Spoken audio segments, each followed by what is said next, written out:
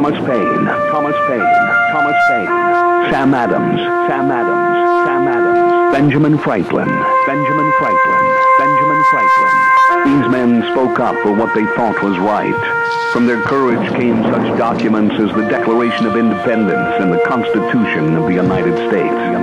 From their willingness to speak what was sometimes unpopular but right, we enjoy such liberties as freedom of speech, the right to keep and bear arms, and freedom of religion. There are those who still wish to oppress our freedoms, and there are still patriots willing to stand up and defend life, liberty, and the pursuit of happiness. Men like Zeb Bell, who honor our founding fathers and what they stood for. It's now time for Zeb at the ranch, speaking up and defending your freedoms. Brought to you by Magic Valley Les Schwab Tire Centers and all of the other great advertisers on the program.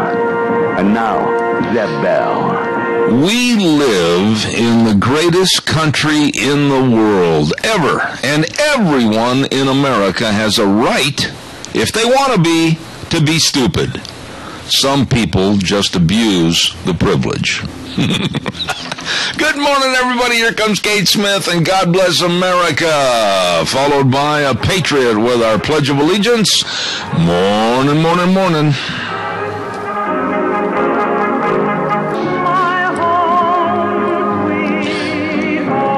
Good morning, good morning. Thank you, Kate Smith, and thank you, old Wheels running the board over there at the station, and Zeb at the Ranch. I'm Zeb Bell, and we're brought to you by our major sponsor, your Magic Valley Les Schwab Tire Centers. All 7 locations serving you, along with Western Waste Services. Great advertisers, always at your disposal. Call them, get on the route service, 734-6969, locally owned and operated.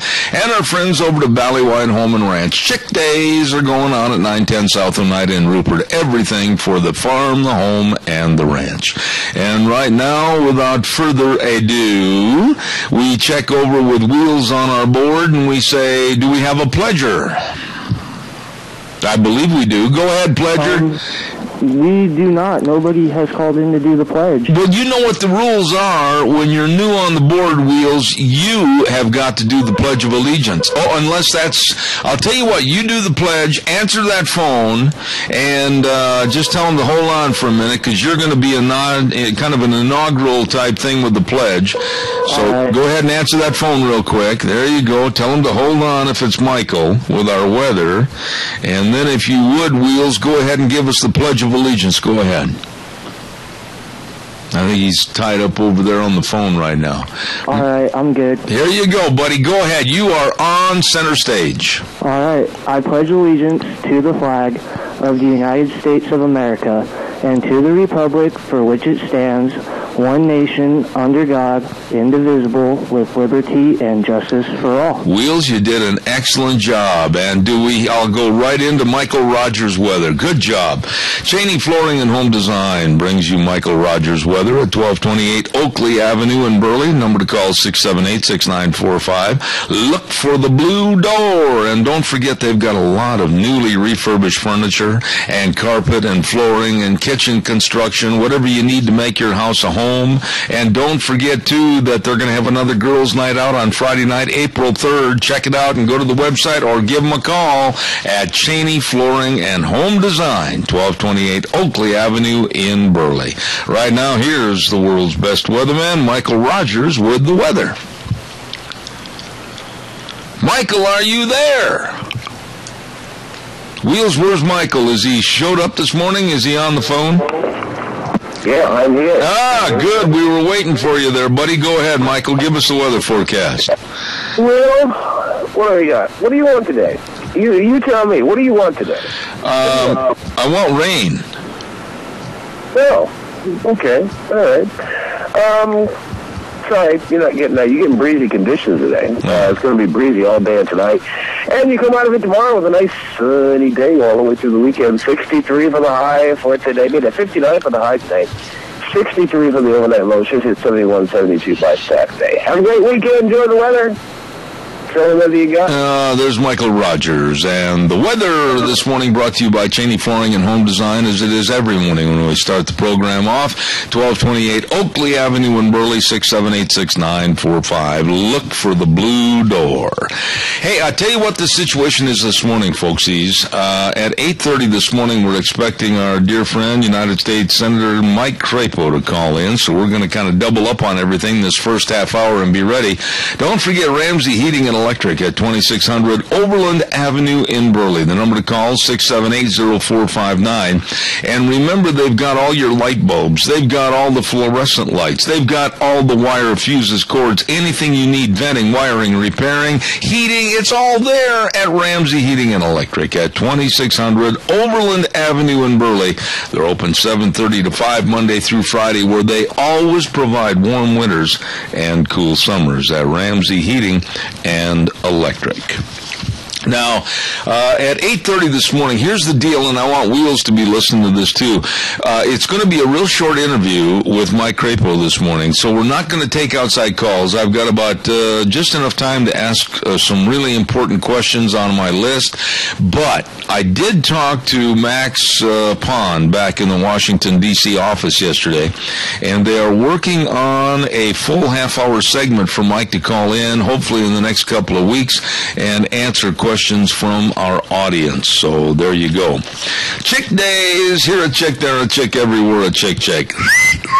No, wrong kind of chick. They're all over the floor. They're all over the counter. They're all over everywhere. Chick days at Valleywide Home and Ranch, 910 South Oneida in Rupert. And they've got all the chick starter kits. Yeah, the feed, the waterers, the feeders, the heat lamps, and the bulbs. They've got all of that over there. And by the way, the chicks are only 99 Let me try that again. 99 cents each for all the chicks at Chick Days at Valleywide.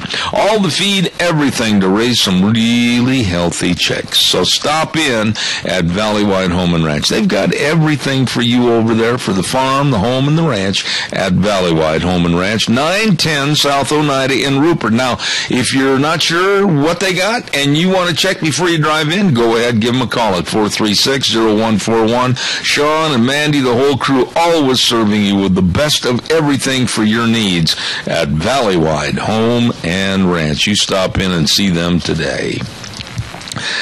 Wow, this deal with Netanyahu over in Israel and the Associated Press, this was really humorous. My wife and I were kind of following what was going on with the election in Israel for Benjamin Netanyahu, and the Associated Press was coming out periodically yesterday. Oh, it's tied, it's a horse race, it's real close. It didn't end up that way at all. As a matter of fact, many networks are now even calling it, and news outlets, a landslide victory for Benjamin Netanyahu. And this is really going to put a great big gob of egg yolk right smack dab in Obama's face. That's right. Like a baby robin, I think Barack Obama has really messed in his nest over what he tried to do in the election in Israel with Netanyahu. Now, it's no secret that they don't like each other. It's no secret that Obama was trying to get Netanyahu defeated. It's no secret that through political money that is our taxpayer money, there was over $350,000 that was put into the campaign of Herzog, the opponent of Netanyahu, from the Obama administration. And everything fell apart as far as what Obama and his henchmen were trying to do in Israel. Now, here's the problem. With Netanyahu getting all this support and Netanyahu back in power, how are these two going to get along when it comes to knowing that Netanyahu doesn't want anything to do with this treaty with Iran? Netanyahu and Israelis in general don't trust anything that has coming out of Tehran, and also connected with Obama. They don't like Obama. Let's just call it a spade. Basically, the Israelis and the government, they don't like Obama. And also, you know Netanyahu's stand against a Palestinian state. So right now, this is really going to be critical over the next couple of months as to how or if Netanyahu and Israel will work with or not the United States and Obama. It's really going to be a testy time. Calls are welcome, 436-2244, 1-866-927-4587. I'm going to be asking Mike Crapo about that, too. Don't forget, tomorrow is Lunch Bunch Day. Yes, it is Lunch Bunch Day tomorrow at Denny's Restaurant, 611 Overland in Burley. And we're just going to look forward to having you there. It's such a great, big, happy family. I mean, there's about 60-some-odd people that come in there, and we just enjoy. That's what we do. And we have door prizes, and thanks very much to Walmart and Smith's Food King and Hanson Mortuary and others, and also some Denny's gift card certificates. You better be there. And the food is fantastic, as it always is, thanks to Thomas and his staff. Service is impeccable, always great, at Denny's Restaurant, 611 Overland in Burley, and their new location at 291 Pole Line Road in Twin Falls. Zeb Lunch Bunch tomorrow at Denny's. Caller, good morning. How are you? You got it. Yes, sir. Well, I'll tell you what, I'm glad to see Netanyahu's going to pull it out, and I hope he smears that Obama all over the front pages. Al, you have watched the news. You are, I think you're the in-house junkie for news that knows more about what's going on than most anybody else. What are your thoughts about what might or might not happen over the next 2 months with our relationship with our number one and only one real ally in the Middle East? Well, it could get a little worse because of Obama's attitude towards Netanyahu, which I think the American people ought to wake up and slap Mr. Obama down, because without Israel, we're going to get our butts kicked over there and going to get it kicked hard. You know, I said earlier, and you probably heard me, that Obama really, this morning, has egg all over his face for what his administration tried to do to get Netanyahu defeated. This is going to be a tough road to hoe. I know it. They keep hollering about the Republicans this and Republicans that. Well, the Democrats have done it for years, and nobody ever says a thing about it. That's right. Anyway, you have a good one, and see you tomorrow, Hope. I'm looking forward to it, but Al, I want you to promise me one small favor, please. Be nice. Well, not that. Just keep your south end out of the door. Oh, well, they try to keep me away from there. Okay, see you later, Al. Thanks. All right, bye. All right. Calls are welcome, 436-2244, 1-866-927-4587. The reason I keep kidding Al about that all the time is because about 2-3 months ago, he backed into the alarm door, and I mean, we had the fire department, the National Guard, the United States Navy was floating down the river. I mean, it was tragic.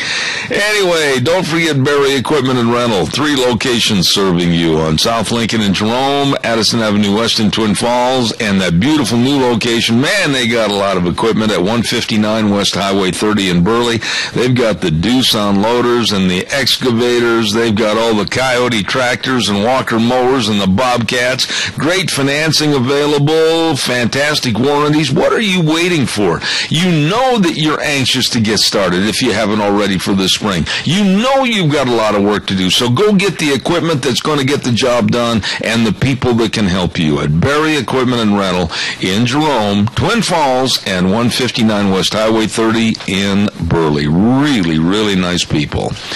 Oh, and talking about nice people, I've got to tell you about my old buddy. Yeah, my old buddy. I got an emphasis on the word old. I've known him since he was a teenager. And he used to ride bulls and fight bulls. My goodness sakes, those were in the old days. And that's Lucky Bourne over at Wiltran Incorporated. Yes, 529 F Street in Rupert.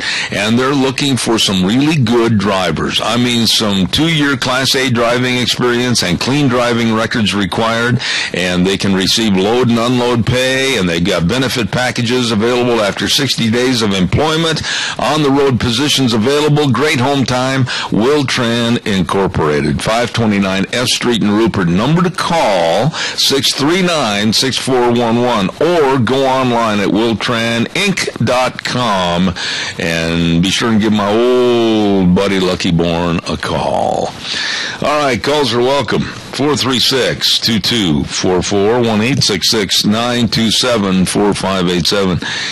Did you hear another, and this is just the way it is.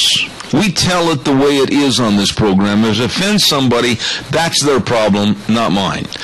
Another black, another radical Muslim convert, another U.S. citizen, and another former veteran of the Air Force tries to go fight for ISIS. Yeah, we saw the reports yesterday. And it's just so absolutely astounding to me, with this being the greatest country in the world, offering still, even underneath the changes thanks to this Obama administration and rules and regulations, EPA, everything, this is still the greatest country in the world and affording so much to so many. How could a person want to leave this country and go fight and kill and maim for a terror organization like ISIS? What changes in a person's mind?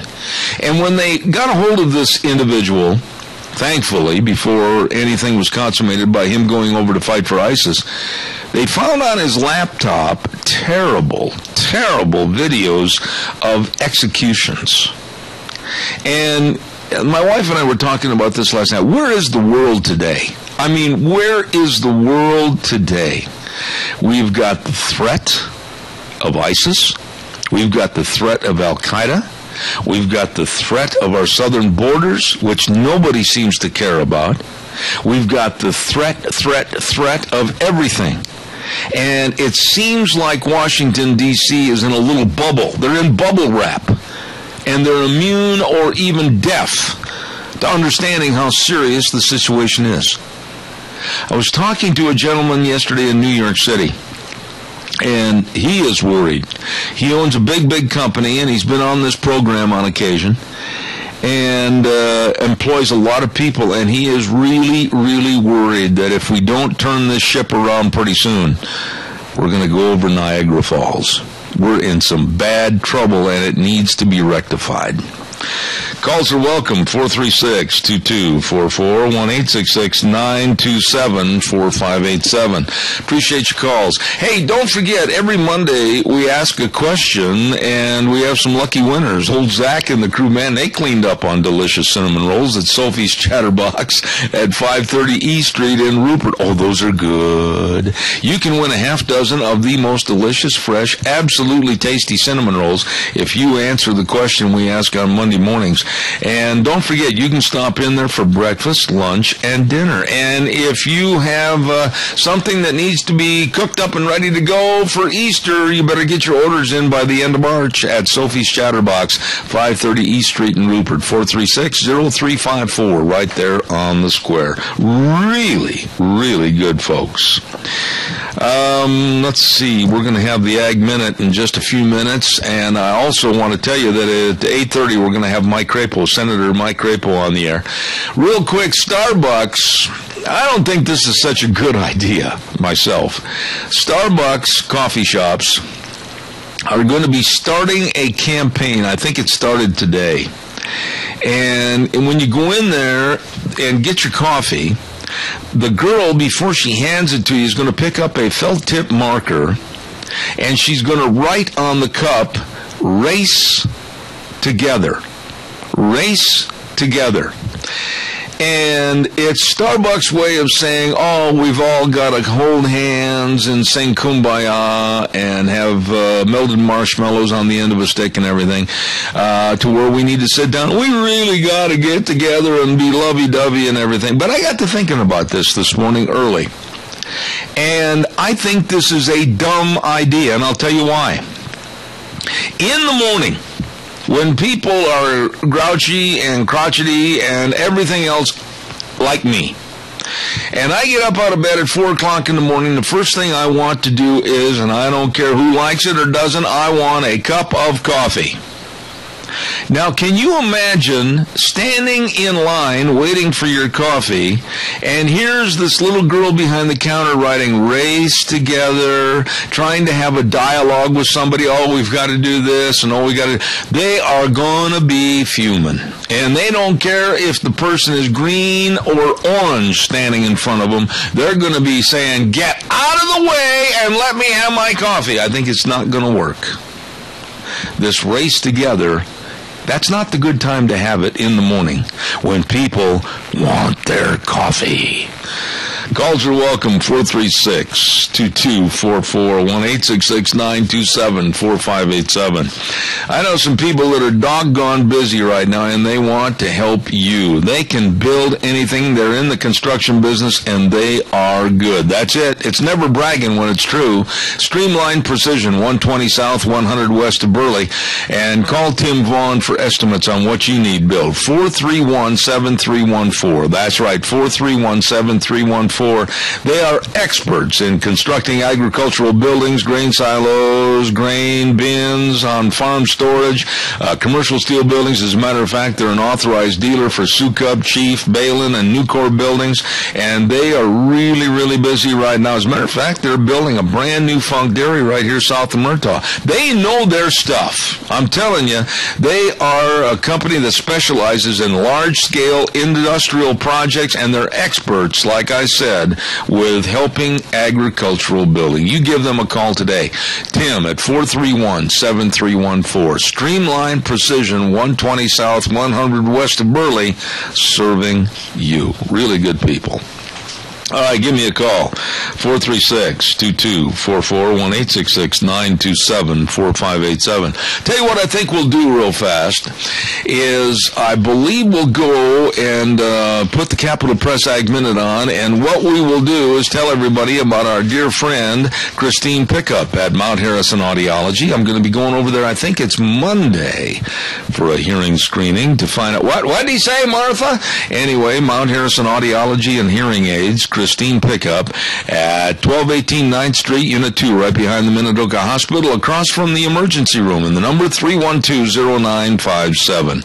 Hearing loss is not an age problem, so please, if you're noticing hearing loss, get in there for a hearing screening at Mount Harrison Audiology with Doctor of Audiology, Christine Pickup. Here now, the Capital Press Ag Minute.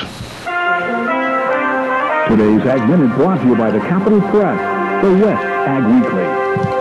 Despite a recent rally in international dairy prices, dairy suppliers and milk producers aren't out of the woods yet, Rabobank analysts say.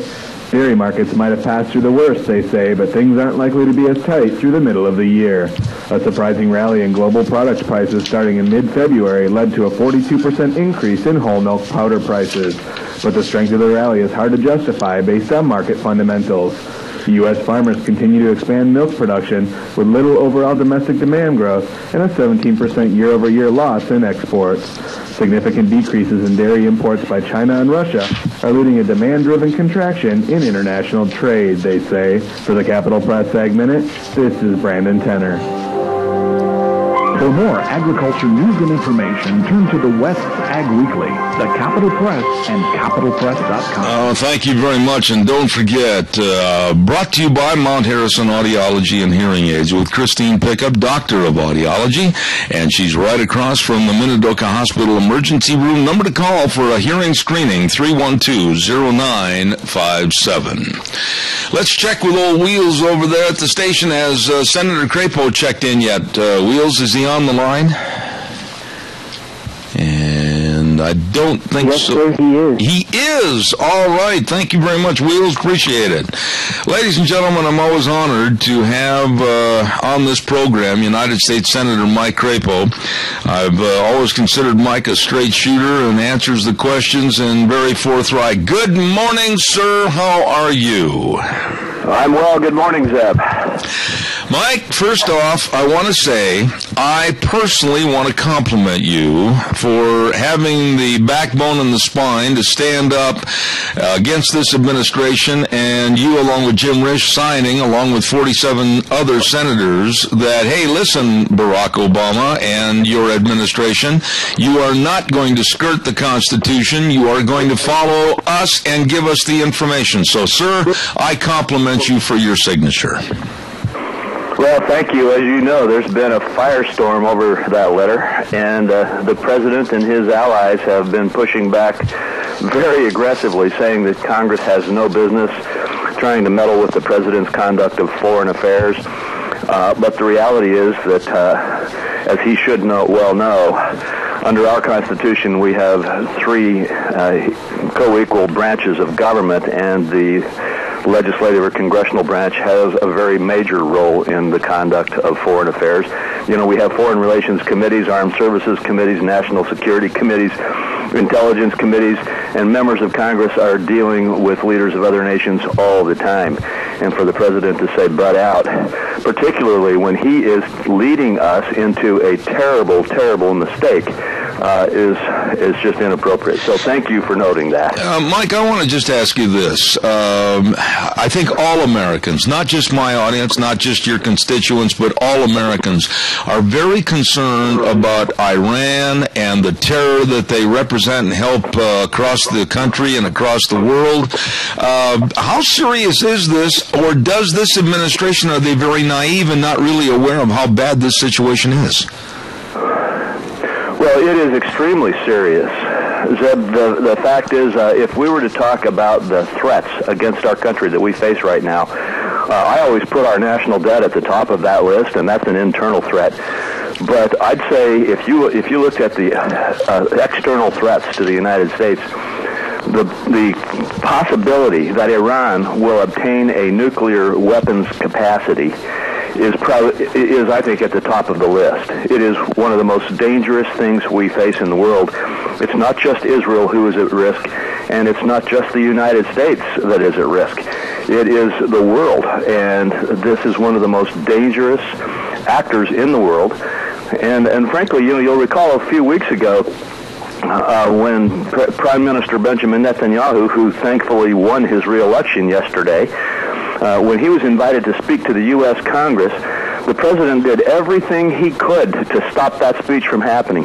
And frankly, anybody who listened to that speech knows why the president didn't want that speech to be made to the American people, because Prime Minister Netanyahu laid out the threat that Iran poses and the danger of where the president is leading us with regard to this agreement that he seems to be dead set on entering with Iran. You know, Mike, I got to ask you about that situation, because many, many people have tried to play it down, but I think right now, this morning, the person that has egg all over his face is Barack Obama, because of the money contributed to the opposition against Netanyahu and because of his attitude. And now, with Netanyahu back in power against the Palestinian state and against any kind of a treaty with Iran, what's going to happen here? This isn't good. Well, this is definitely a setback for the president's effort to try to just brush all these issues under the table and say to the American people, trust me, if you like your insurance, you can keep it. and I bring that up because the president is so consistent in just saying whatever it takes in order to get the American people to quit worrying about aspects of what he's doing. And with regard to Iran, I think that the election of Prime Minister Netanyahu and, frankly, the reaction of the American people to the threat of Iran is going to be a setback in the president's efforts. That doesn't necessarily mean the president will stop. You're probably aware that one of the things we demanded we pointed out in our letter is that it's the responsibility of the president to let Congress ratify any agreement he makes with Iran, and the president refuses to do so. And now the president has announced that he's going to let the United Nations Security Council be the one that votes to ratify the agreement. And this is an outrage in terms of the president ignoring what the Constitution requires and instead trying to move us into further dynamics with the United Nations, where we yield sovereignty to the United Nations. It's just an appalling step by the president. Do you think, Mike, that honestly, whether it's in the Senate or whether it's in the House, there's too much of the CYA to protect their jobs and protect a re-election? Do people, whether they're congressmen or senators, really realize the threats that right now are more pronounced than ever before in our nation's history, or do they not care? Well, I think I do recognize the dynamic that you're describing. I might describe it a little bit differently, and the way I would put it is that there is too much partisanship and too much desire to keep or to consolidate and control power. And frankly, I put a lot of the blame on this on special interest groups across the country as well as on members of Congress.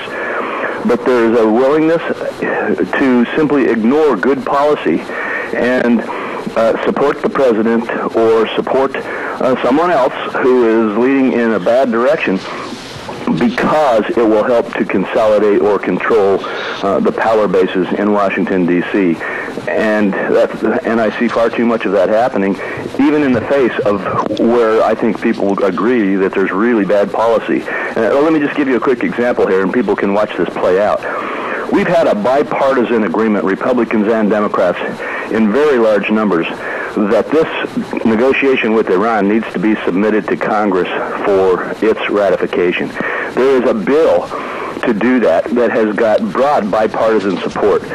It'll be interesting to see whether the president can pull the members of his party off of that bill now that he has decided to go full bore and prohibit Congress or stop Congress from voting on it and submit this issue to the United Nations. It'll be interesting to see if there are those who will, in the name of protecting their president, will back off of what they know to be good policy. Mike, I want to shift gears here real quick in the time remaining, and I want to talk a little bit about immigration. And I'm an old man. I'm 67 years old, and I've been around the horn once or twice, but I cannot get it through my thick head that somebody that doesn't live in this country and is here illegally has a right to the jobs and a right to tax benefits. My goodness, Mike, what's going on here? Well, once again, this, as you know, this is something that's happening because of a stroke of the pen by the president and what I consider to be an illegal and unconstitutional executive order, and which fortunately a federal judge in Texas has agreed with and has stricken down. But that case will continue to be litigated up the chain. But the fact is that we actually see the president, by his own unilateral action, creating a legal status for those who have illegally entered the country. And instead of doing the kinds of things that he said in the past, which was he has said that he wanted to have them pay a penalty or do public service or something for violating the law, now instead he's rewarding them with a Social Security number and the ability to file for tax payments. And, it's not really tax payments. It's an earned income tax credit. It's a direct payment from the government, even though they haven't paid any taxes. And it's just an outrageous circumstance where the president, once again, is thumbing his nose at the way that our country does business and makes law, and saying that if he can't get the Congress to agree with him, he's just going to go it on his own and use his pen or his phone and his power at the executive agencies to change this country into the kind of country he thinks it should be. Mike, I got to ask you, and I've said this to you before many times on the program, and it sounds so simplistic, but really, why can't we close our borders? We don't know what kind of riffraff and troublemakers are coming across that border, and especially now with ISIS and Al-Qaeda. What is the big problem with having a country with closed borders like everybody else in the world? The only thing stopping us is the ability to get the political will in Washington to do so. The president has backed dramatically off of efforts that we have pushed to close the borders. I personally believe that is the number one issue we need to address at the very beginning of our immigration reform. And frankly, we need to do an immigration reform bill that will assist in eliminating the incentives for illegal entry into the country and establish a workable program in the United States. But the answer to your question, Zeb, is the only thing stopping us. It's not technology. The budget will be an issue because it's expensive, but it is the willpower to make a priority of insisting that this is a nation where the rule of law matters and where we will protect our borders. All right, one last thought here this morning, Mike, real quick, and it regards the EPA. I had a notice yesterday that they're going to start regulating our backyard barbecues because of the emissions, and then this morning I get a note that the EPA is going to crawl in the showers with us and regulate how much water we use. Please shut them down. We're doing everything we can to push back on the EPA. You know, I would say that of the agencies that people in Idaho raise concerns with me about, the EPA is at the top of the list. I would have thought that the IRS would probably win that race, and believe me, it's in a close second. But the EPA is of concern to people of Idaho as they speak to me more than any other federal agency, whether it's their effort to take over control of all water in the United States or their effort to try to drive carbon-based fuel out of our economy, or their effort, as you've said, to try to get increasingly into our homes and our backyards and regulate how we live. And I personally think the EPA has gone far beyond its mission. It is beyond its statutory authority, and we're engaged here in Washington on a number of fronts to push back. I can assure you that this fight is one that will be fought on many fronts. All right, last question. Hillary and her emails. Is she really in violation and as illegal as I think this matter is, or will it be brushed off and everybody will go ho-hum? Well, Zeb, I'm not enough of an expert in that area of the law to answer the questions of the legality or propriety of what she did or didn't do, but I can say that I'm pretty confident that this is not going to be brushed under the rug, if you will. There's going to be a continued focus on this, even though the State Department has attempted to say, well, you know, we answered your questions and now we're on to the next issue. There's lots of other things happening in the world and we want to talk about those other things. I don't think this will just fall out of the news soon. And so I do believe that the answers to your question will be pursued aggressively and will be found. All right. United States Senator Mike Crapo taking time of a busy schedule to be on the program. Mike, God bless. I'll look forward to the next time. Thank you, Zeb. Good to visit with you. All right. Take care. Thank you very much. There you have it, ladies and gentlemen. We really had a quick kind of a potpourri of some of the top issues in the news that Senator Mike Crapo's involved in. I wanted to get into a lot more issues, but time was of essence this morning, and he had another meeting to go to. It starts in 2 minutes, and I can just see him jogging across the courtyard right now. Calls are welcome, 436-2244. 1-866-927-4587. I've got to catch up myself right now. Gano Landscaping and Sprinkler Service, Scott Gano. Oh, they're pruning trees. And if you want your trees properly pruned, I love doing that, they can take care of the job for you. Fruit trees, ornamental trees, shade trees, everything. I'll be right with you, caller. Don't go away. And they have been in the tree and landscape business for over 35 years. And they've also got firewood for sale, too. Call Scott Gano Landscaping and Sprinkler Service. They're the best over in Paul at 431-8733. I've always used Scott for everything. He's the one that put my water deal in for my arena and everything. Excellent, excellent. Gano Landscaping and Sprinkler Service. Caller, good morning. You're on the air. Yes, good morning, Jeb. Hello, buddy. You know, one other problem we've got with Barack Obama, unfortunately, this so-called president is in bed with the enemies of America, against America. And in World War II, he would be called a quisling. Mm-hmm. And that's a major problem we've got. I'm really concerned, Tony. You can make a checklist, and I've sat down many, many times, and I've taken a legal pad, and I've numbered from 1 to whatever all the problems that are going on in this world today. And honestly, when you think about what's happening, you can fill up one side of a legal pad real quick with everything to be concerned about today's world. Oh, yeah. Dick Cheney really cut him down yesterday, and he really said it all in just a few words. He did. And you know what? He has a right to his opinion. He's been there and done that, and I respect him for speaking out. I am sick sick of this mollycoddling of politicians and also people saying, well, we can't criticize the president. Why can't we criticize the president? The man is not doing a good job. The Democratic strategists are still defending this guy, even though he's done so much damage to this country. I don't know if we're ever going to recoup it in 10 to 15 years. It's going to be tough. It's going to be tough. It is. Tony, God bless you. And did you get everything put away in your brand new little suitcase the other day? Yes, I did, and keep your guns loaded. Okay. Tony, God bless you, man. Thanks. Okay. All right, take care. Good friend of mine, Tony in Twin Falls. Thank you. Hey, we better get the weather in here. Old Wheels is chomping on the bit over there. We're going to have our sponsor first before we get to Michael Rogers' weather. Red's Trading Post, 203 5th Avenue South in Twin Falls with Ryan Horsley and the rest of the crew.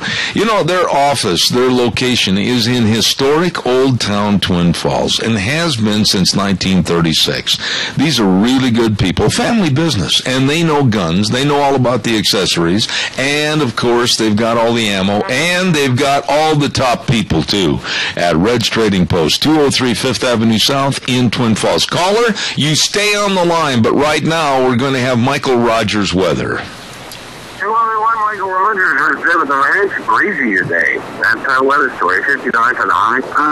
Going to continue breezy all the way into tonight. Die off tonight, and you got a nice sunny day for tomorrow. 63 for the high tomorrow. As you work your way toward the weekend, a lot of sun, very little clouds. Enjoy the weather. See what you do.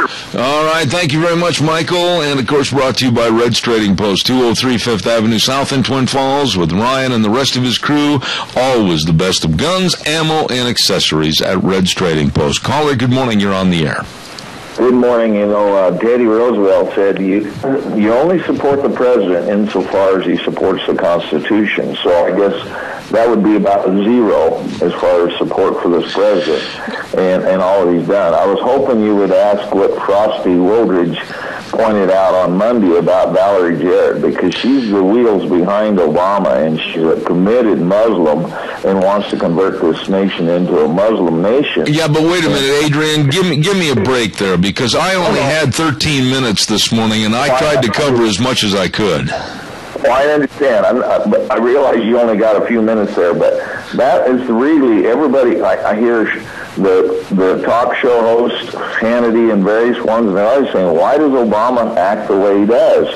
Well, the brains behind him is Valerie Jarrett, and until people understand what she's doing to convert this country, look at all the actions in the Middle East. They've all been to help the Muslims in the long run. That's true. You know, and so, other than taking out Osama bin Laden, that's decisive as far as the opposition, and pulling all our troops out of there and just letting ISIS run wild. I mean, how ridiculous was that? And it just goes on and on and on.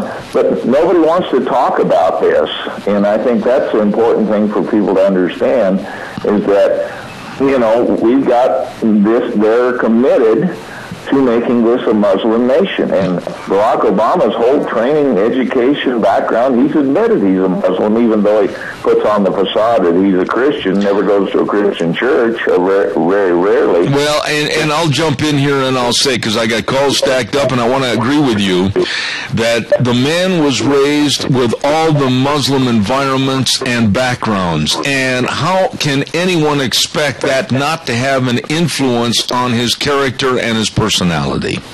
Well, absolutely. And, you know, when you got somebody like Valerie Jarrett back there really, you know, pulling the strings, he's kind of the puppet. Obama's kind of the puppet. You can't, you know, without a teleprompter, he's pretty much tongue-tied. And so I'm just saying that, you know, this is a thing that needs to be exposed. I agree. You know, the background. But anyway, I certainly appreciate your program and the fact you have him on there. And we need to really expose the fact that Representative Simpson has been, you know, supporting all of these, funding all of these illegal, unconstitutional programs like executive amnesty. People got to wake up and get this guy replaced. I agree. Thanks much, Adrian, for your call this morning. I got to run. Thank you. Caller number 2, I'll be right there. Don't go away. Want to remind everybody tomorrow, Thursday, March 19th, from 4 to 6 p.m. at the Idaho Department of Labor at 127th West 5th Street North in Burley. Dot Foods is going to be taking applications for a lot of great positions: drivers, full-time, part-time, team drivers, transfer drivers, and warehouse people, full-time and part-time.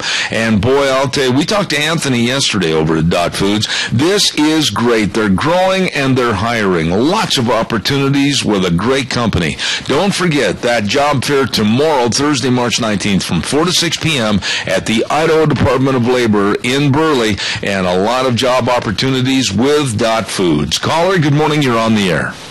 Good morning, Deb. Valerie Jarrett must not be think things through very well, and I only say that because Muslim nations, you go back and look at them, their women are not treated with any respect at all, and let alone drive or go outside without a male companion and what have you. Why in the world would she want to do that? Kind of a conflict of interest. Well, you're asking me a question that I can't answer as to the why, but I can say this. I don't trust Valerie Jarrett. I've read too much about Valerie Jarrett. I believe that she has Barack Obama right by the earlobe and leads him and tells him what to do and what not to do. And I think, honestly, she is a woman to be reckoned with and a woman to be feared. I agree with you there. I don't understand these people who are wanting a Muslim nation, but yet everything that they're wanting will turn against them in the end. Absolutely. I don't understand it. I don't either, but I'm telling you, what we don't understand today may become a reality of pure fear for all of us tomorrow. Thank you very much for your call. God bless you, man. Thanks. Caller, I'll be right there. Don't go away. I want to remind everybody, Penetron Soil Conditioner by Maisie has a 21-year proven record of increasing yields and quality of all Idaho crops, speeding germination, reducing crusting, improving stand, stimulating root growth and microbial activity, and builds soil structure too. Saves on expensive fuel costs. Penetron Soil Conditioner gives faster water infiltration to reduce runoff and saves a lot of money on pumping expense. You better believe it. Penetron treated crops have better roots that reduce stress for water and nutrients. Please increase your crop's performance with a proven soil conditioner. Penetron by Maisie. Get the original, not the cheap imitations, and contact your crop advisor to obtain Penetron Soil Conditioner. And also you can call Adrian Arp at 734-2255 for additional information. Caller, good morning. You're on the air. Good morning, Zeb. I'm probably going to ruin your day again. Well, go ahead. It really upsets me when these senators and these Congress people call in and they give you an agenda that's 10 minutes long. No, wait a minute, Jerry. Whoa. Jerry, wait a minute. That's not fair assessment. First of all, he didn't give me an agenda of 10 minutes. What I have to work with is about 30 other outlets of information that he has to call. And I've been fighting to get on the list of all the people nationwide that want to talk to him. And so I felt honored that we went 15 minutes this morning, and I'm going to work on another segment in the next couple of weeks to get a full 30-minute program segment so that we can have call-ins. And don't criticize the situation because it wasn't anybody's fault. It's because they go into meetings every morning in the Senate, and he gave me some time this morning that wasn't even available as of last week. So I appreciate it. Well, that's good that he did that. And the other thing that bothers me is the stuff that our president is saying that it's Bush's fault. Oh, boy. When Bush left office, Iran and Iraq were stable. Our economy was far, far, far better off than it is today. Stuff wasn't near as volatile. Our food prices were far better. Our fuel prices may not have been better right now, but overall they were far more stable under Bush than they've ever been under Obama. Our country's debt load has increased horribly bad. And I don't hear anybody defending it, I absolutely... That's what it is. What he's doing. Is he plumb ignorant and blind and can't see? Well, it's all dirty politics. I couldn't agree with you more that when they came out and were blaming Bush for this, blame Bush for that. I mean, my goodness, this administration has been in office over 6 years. It's time to put down the sword that they keep trying to chop up George Bush with. I'm sick of this, and it just shows how amateur Obama and the Democrats are. Jerry, I got to run. Thank you for your call as always. Appreciate it. I have one further comment. He has done a horrible job, and I'm sure he will continue, and may the Lord bless you and your audience, and have a great day. All right, buddy. Thank you very much. Good man right there, Jerry. I appreciate it. Oh, boy. Hey, don't forget, Big Spring Tire Sale. I'm tired. This first hour was really ripping fast. Big Spring Tire Sale going on at your Magic Valley Les Schwab Tire Centers. All 7 locations. And they've got all their tires on sale, and like the Ultra Z900... That's a passenger car tire that will really get the job done for you. All-season design and up to 80,000-mile warranty, depending on the size of the tire. And also for the pickups and SUVs, don't forget they got the Wildcat AT2 on sale. Traction in all seasons and a smooth ride. You're going to like that. Convenient credit for tires and services, and also the best tire value promise in the industry. Please stop in and see your local Magic Valley Les Schwab Tire Center. Good people. Lane and Rupert, Dave on Blue Lakes and Twin, Mike and Buell, Mike and Jerome, the Twist family and Paul, and of course John on Poline in Twin Falls, and Randy on Overland and Burley. Yup, the best. Your Magic Valley Les Schwab Tire Centers. Real quick, and then we'll send it back over to our station, but I want to remind everybody that tomorrow on Thursday is Lunch Bunch at Denny's Restaurant in Burley, and we'll start at 11:30. And again, our thank yous to some of the folks that have helped us with our door prizes, Walmart, Smith's Food King, and Hanson Mortuary. Thank you so much for your support of Zeb's Lunch Bunch. I look back in the years, and I know Al Butler can agree with me, when we started with about 6 or 7 people, and now we're well over 60 every time, 60 plus, maybe even close to 70. God bless all of you, and hope you're there tomorrow. Thank you. We'll turn it over to Wheels, and I'm sorry, caller, call next hour if you can, because I'm flat out of time. I got to go to the news from CBS. I'll be back in 6.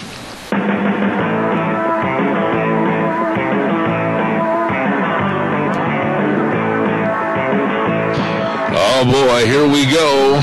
Hour number 2, Zeb at the Ranch. Look at those blue skies out there. Beautiful day. Hey, welcome back, Zeb at the Ranch. I'm Zeb Bell with our major sponsor, your Magic Valley Les Schwab Tire Centers. All 7 locations serving you, along with some of our great advertisers, and they include Valleywide Home and Ranch, 910 South Oneida in Rupert. Chick Days are here. Everything for the farm, the home, and the ranch. And also our friends at Western Waste Services. Wheels, how about the jingle for Western Waste, please, if you would, sir? The Snake River and all across southern Idaho, we're always at your disposal. Western Waste Services, we care about our community, our resources, and this great land. Western Waste Services is lending a hand, always at your disposal. Western Waste Services, locally owned and operated, and doing a great job because they're always at your disposal. Getting rid of your garbage, don't forget to get on the route service. We've been on that route service for years, and they do an outstanding job. All you have to do is call 734-6969. Dumpsters and all kinds of porta potties, you name it, they're there to serve you. Western Waste Services. Call them, locally owned and operated, 734-6969. And, of course, always at your disposal. I want to also say thank you very much to our dear friend Joel Heward, manager of Hanson Mortuary, 710 6th Street in Rupert. And they do so much for the community, and also they're a big part of our lunch bunch, providing many of the door prizes, and we certainly appreciate them. A family place serving other families with the attention to detail in making sure that they always serve you and your loved ones with the highest ethical standards with unquestioned integrity. So please remember this number. We all need to get the pre-planning of funerals to help save and alleviate a lot of the stress for our families. That number, 436-5636, Hanson Mortuary, 710 6th Street in Rupert. Thank you. Let's go to the phone line right now, and with us is a gentleman that's going to be in the Burley area tomorrow, as a matter of fact, for a special meeting at the King's Little Theater at 2100 Park Avenue in Burley, and that's going to be at 7 p.m., and he's going to be talking about free trade agreements. What kind of a real free trade agreement are we getting, and what kind of a good deal are we getting with other countries? And this gentleman is the CEO of the John Birch Society, Arthur Thompson. Arthur, good morning, sir. How are you? I'm well, thank you. Nice to have you on the program, and I was reading a little bit of your biography, and I found out that you're from Appleton, Wisconsin. Is that correct? Yes, at the moment. Actually, I'm from the Northwest originally. In fact, one of my daughters lives in Idaho. I see. But, our headquarters for the John Birch Society is in Appleton, Wisconsin. We're just coming out of the deep freeze that they call global warming back there. Well, I'm very familiar with the area because I was born and raised and went to high school at Fort Atkinson, if you're familiar with the area at all. Just a little bit. Okay. George, or Arthur, answer this question really regarding free trade agreements. I've had many people on my program that have been very upset that this country seems to be giving away the family farm on trade agreements, and we're always helping everyone else, but really the residual effect coming back to us is minimal. What are your thoughts about free trade agreements and how this country is treating others? Well, first of all, let me make the statement that the John Birch Society is not against trade or free trade, but we're really not talking about trade here. That's the package. That's, we've all bought something with the package saying that this will work this way or that way, or fallen for the advertisement, gotten the product home and found out it didn't work. We do that almost all the time during elections. We listen to the rhetoric, we listen to the pitch, but what we vote for isn't always what we thought. And that's the same thing with this package called free trade. It's not free and it's not trade. It's only about 20%, and that's being very liberal, having anything to do with trade. The rest of it has to do with controls over the entire society of America. Now, if you look but to address your question specifically, we have, through our trade policies, the way they exist today, placed our country into a very precarious position on two levels. One, economic, and the other one from the standpoint of maintaining our defense. Right.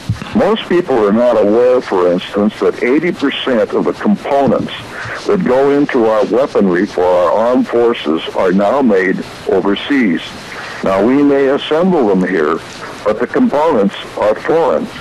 Just contemplate that for a moment relative to ever getting into a prolonged foreign war, a world war particularly, when we've got to import things, say, that goes into our weaponry from China, from Russia, that sort of thing.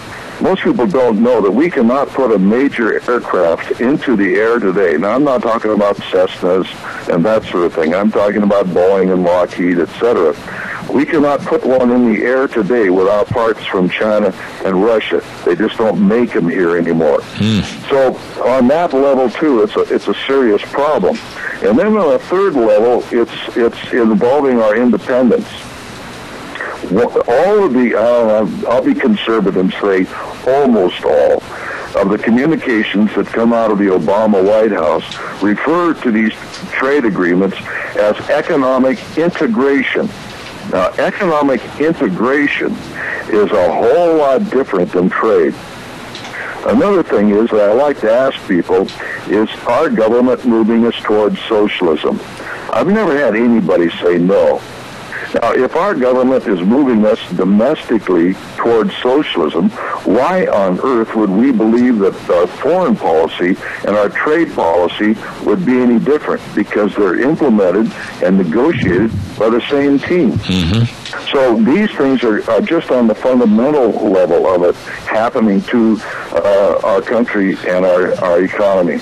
Let me go back a little bit, Arthur, and talk about some of the things that you mentioned in that last couple of paragraphs. You used the word dependency on others and other countries. If we wanted to build an aircraft or any kind of a weapon, whatever, we'd have to get various parts from other countries. Is this a planned approach, do you think, over the many years to put America in a weaker situation? Well, the overall plan is to bring about a one-world government.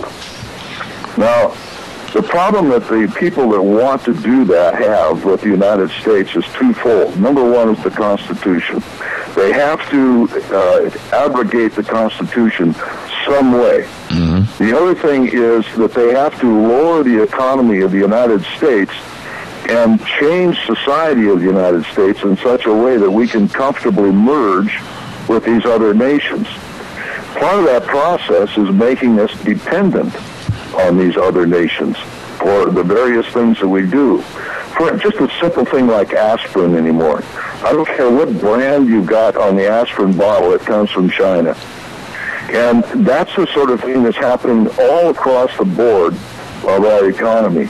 It's sort of like the tale of Gulliver, where the Lilliputians lay threads upon the sleeping Gulliver. Right. Until they have enough threads across him that when he starts to stir and awaken, they yank the threads taut, and he can't get up. He's captive. That is what is happening to the American people in a variety of ways, and in this particular way, in the economy. In other words, we're so dependent for food, for drugs, for even a tractor, an airplane, it doesn't matter what it is, on other countries, computers, so on and so forth. So it is being done primarily through people who belong to organizations like the Council on Foreign Relations, who want a one-world government, and you'd be amazed at how many major corporations are corporate members of the Council on Foreign Relations, giving them money and helping them bring about a one-world government. It includes such entities as Boeing, General Electric, things of that nature that we have always looked upon as really good, solid, conservative American companies. Mm-hmm. But over the last couple of decades, these things have changed because of management changes. Let me ask you this then. I'm sitting here thinking about everything that you're putting forth this morning, and one of the questions that pops across my mind is, does the American public care anymore? Are we so naive? Are we perhaps so dumbed down? Or are we so involved in taking the kids to soccer and Little League Baseball that we just basically don't have time and or don't care anymore about what's going on? Is that why these things are able to prevail themselves? Well, all of what you've said enters into the equation, but there's another aspect of it that needs to be brought up, and that's this. There are a lot of people out there that are very concerned. But the reason they don't do anything is they don't know what to do, and they don't know to whom to turn for leadership. Right.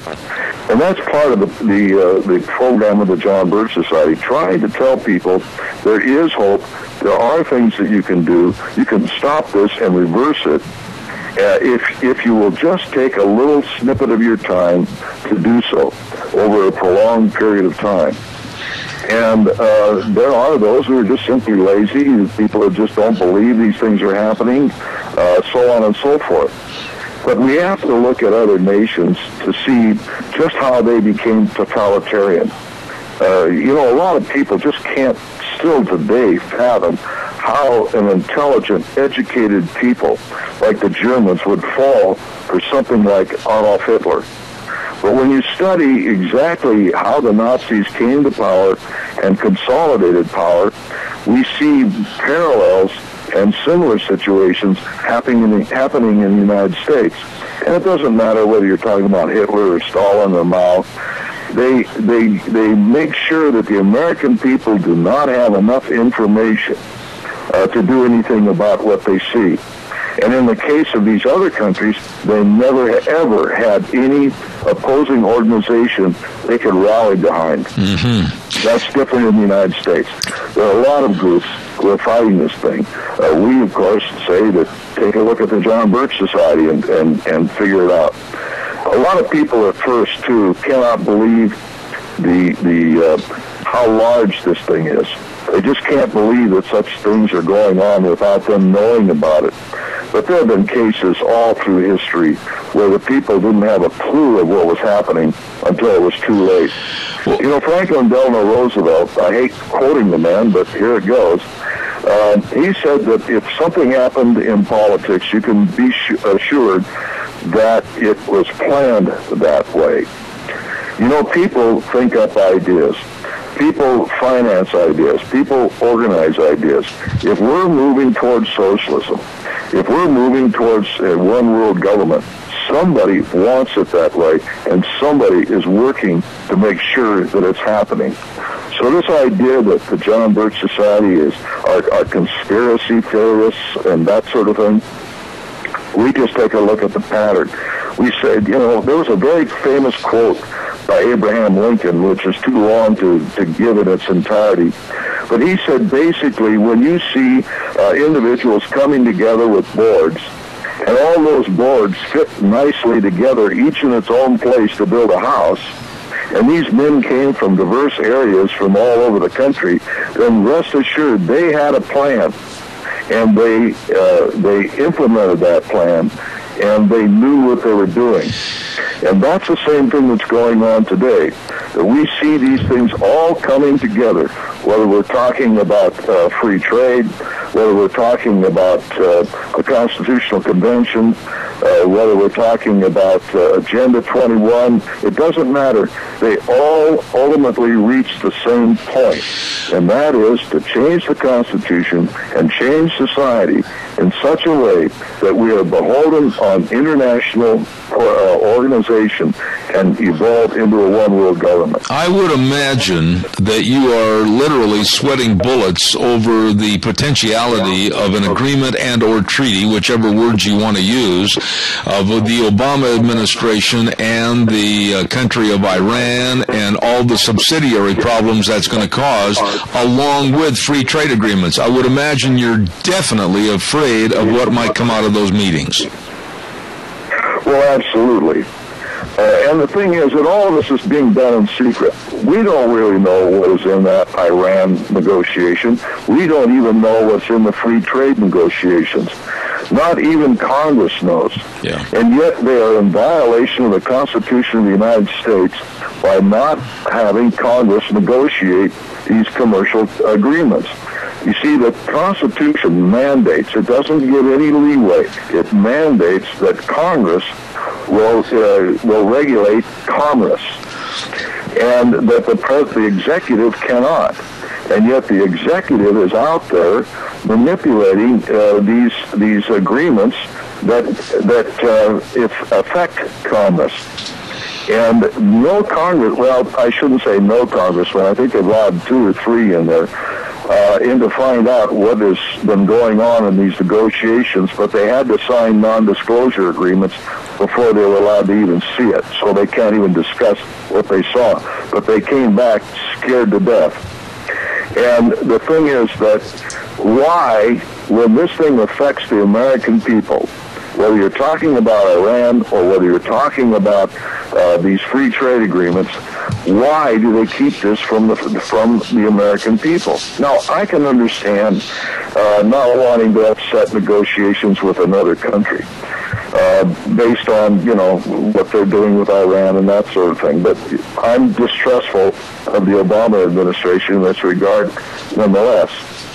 But when it affects the entire economy, and all of that, where it affects the businessman, the ability of the housewife just to be able to go down to the store and get certain products certain ways, so on and so forth. That must be done in the open, and it's not being done in the open. Absolutely.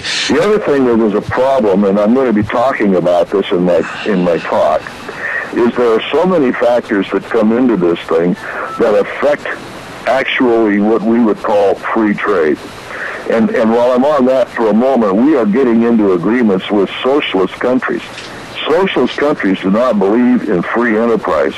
So why are we calling this free trade? Mm-hmm. The thing is that just to give you one example of 8 that I will show very briefly in my talk, and that is if the tax system is out of whack. In other words, if you have a country that has high taxes trading with a country that has low taxes, they can't compete, because the low-tax country will always win in the marketplace because they produce products cheaper.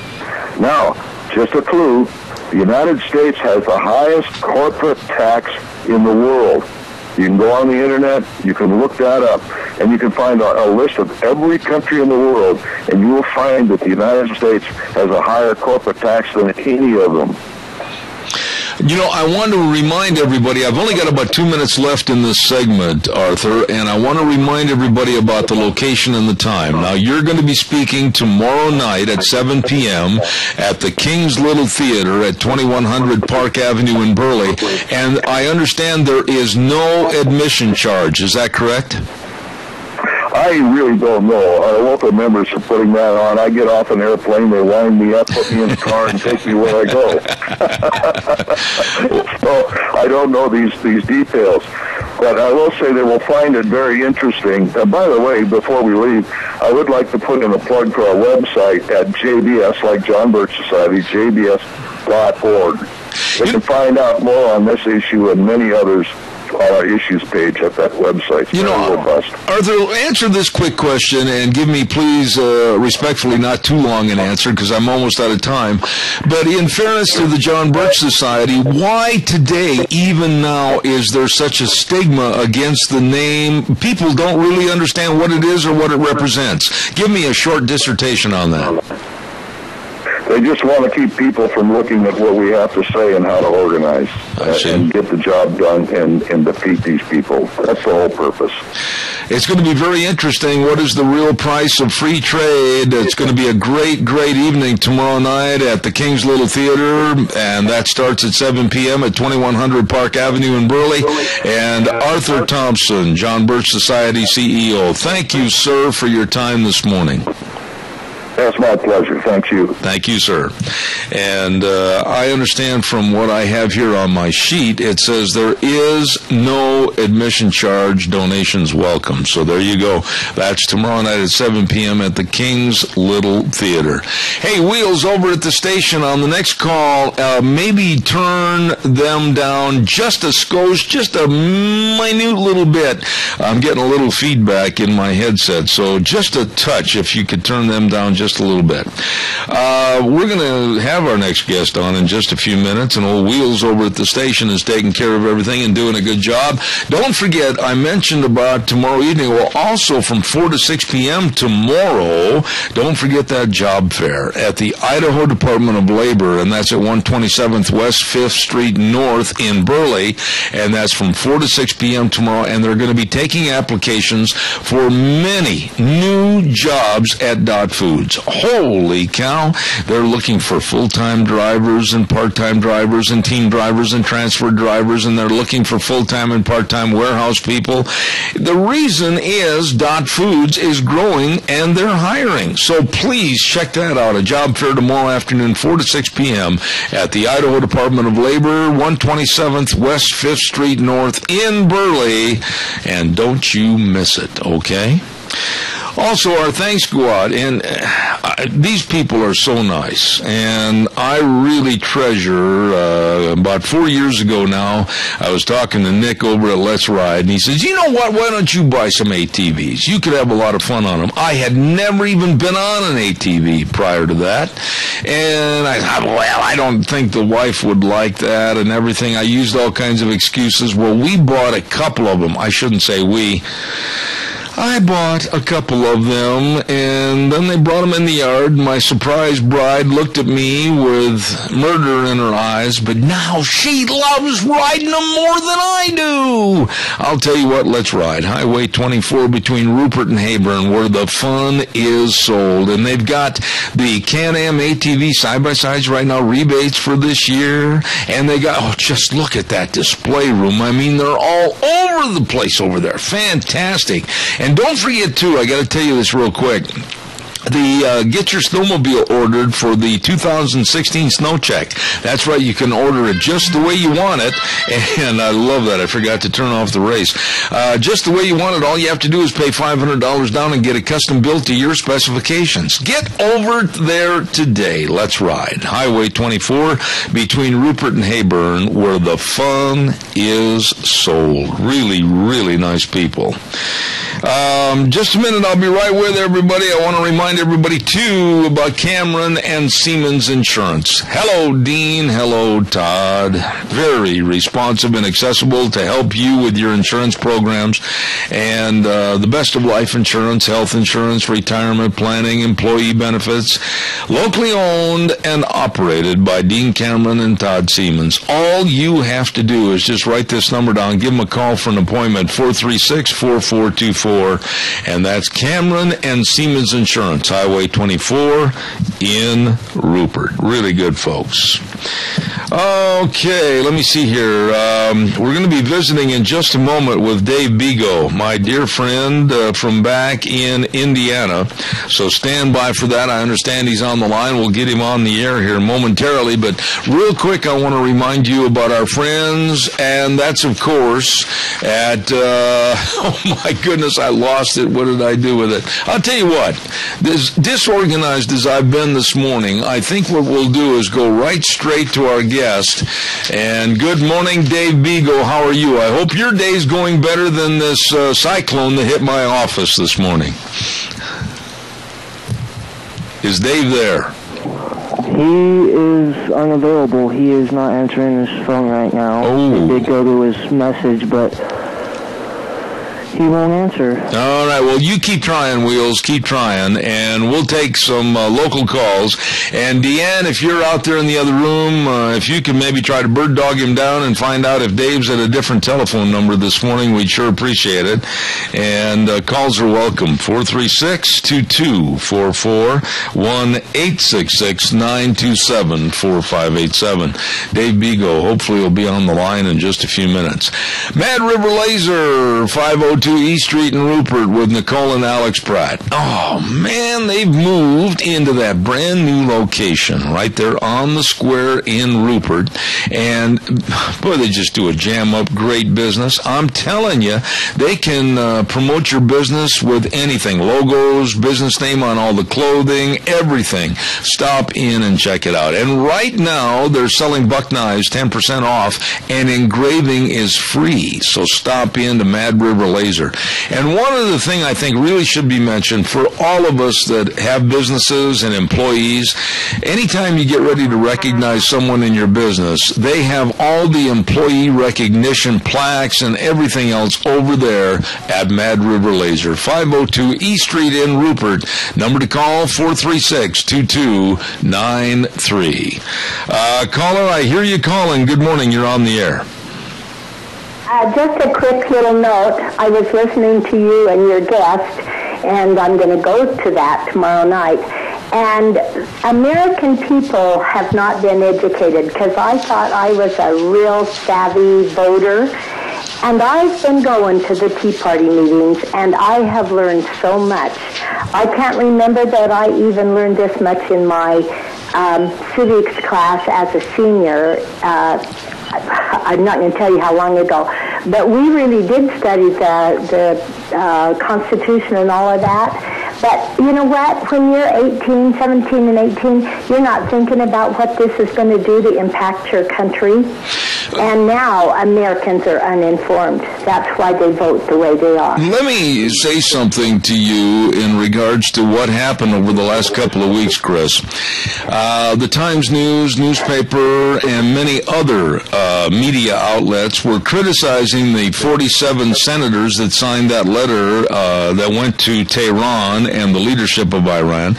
And they evidently hadn't read the Constitution either, because it says right there, talking about the president, he shall have power, comma, by and with the advice and consent of the Senate, comma, to make treaties, provided 2/3 of the senators present concur. Now, why is it that that's that hard to understand, that we don't have a king, we don't have a dictator, we have a president that's supposed to adhere to our Constitution? Well, and there again, makes you even wonder if the senators and the representatives really know. Well, I agree with that. I don't think... You know what? You bring up a really good point. I honestly don't think that many, and I don't know this to be a fact, and I have no knowledge of this being verified, I wonder how many have really read and studied the Constitution and know what the heck they're doing back there. Well, and because if they really did know what they were doing, I can't believe that our country would be in this much trouble. And I really do think that Mike Crapo is one of the exceptions, and so is, what's the other senator? Anyway, they are both men of knowledge. And yet, while I'm watching Mike Simpson, I am just getting basically sick to my stomach. All right, well, I just absolutely appreciated the time and effort that Mike gave us this morning. You know, he and Jim Risch, that one editorial that appeared in the Times News about 2 weeks ago, and they compared Jim Risch and Mike Crapo for signing that letter.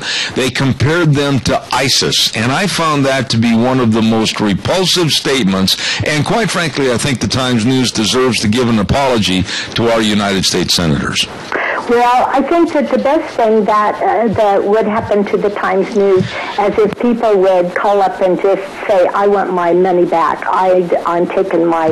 Because if you hit them in the pocketbook, maybe they'll start thinking about what Magic Valley people really want to know.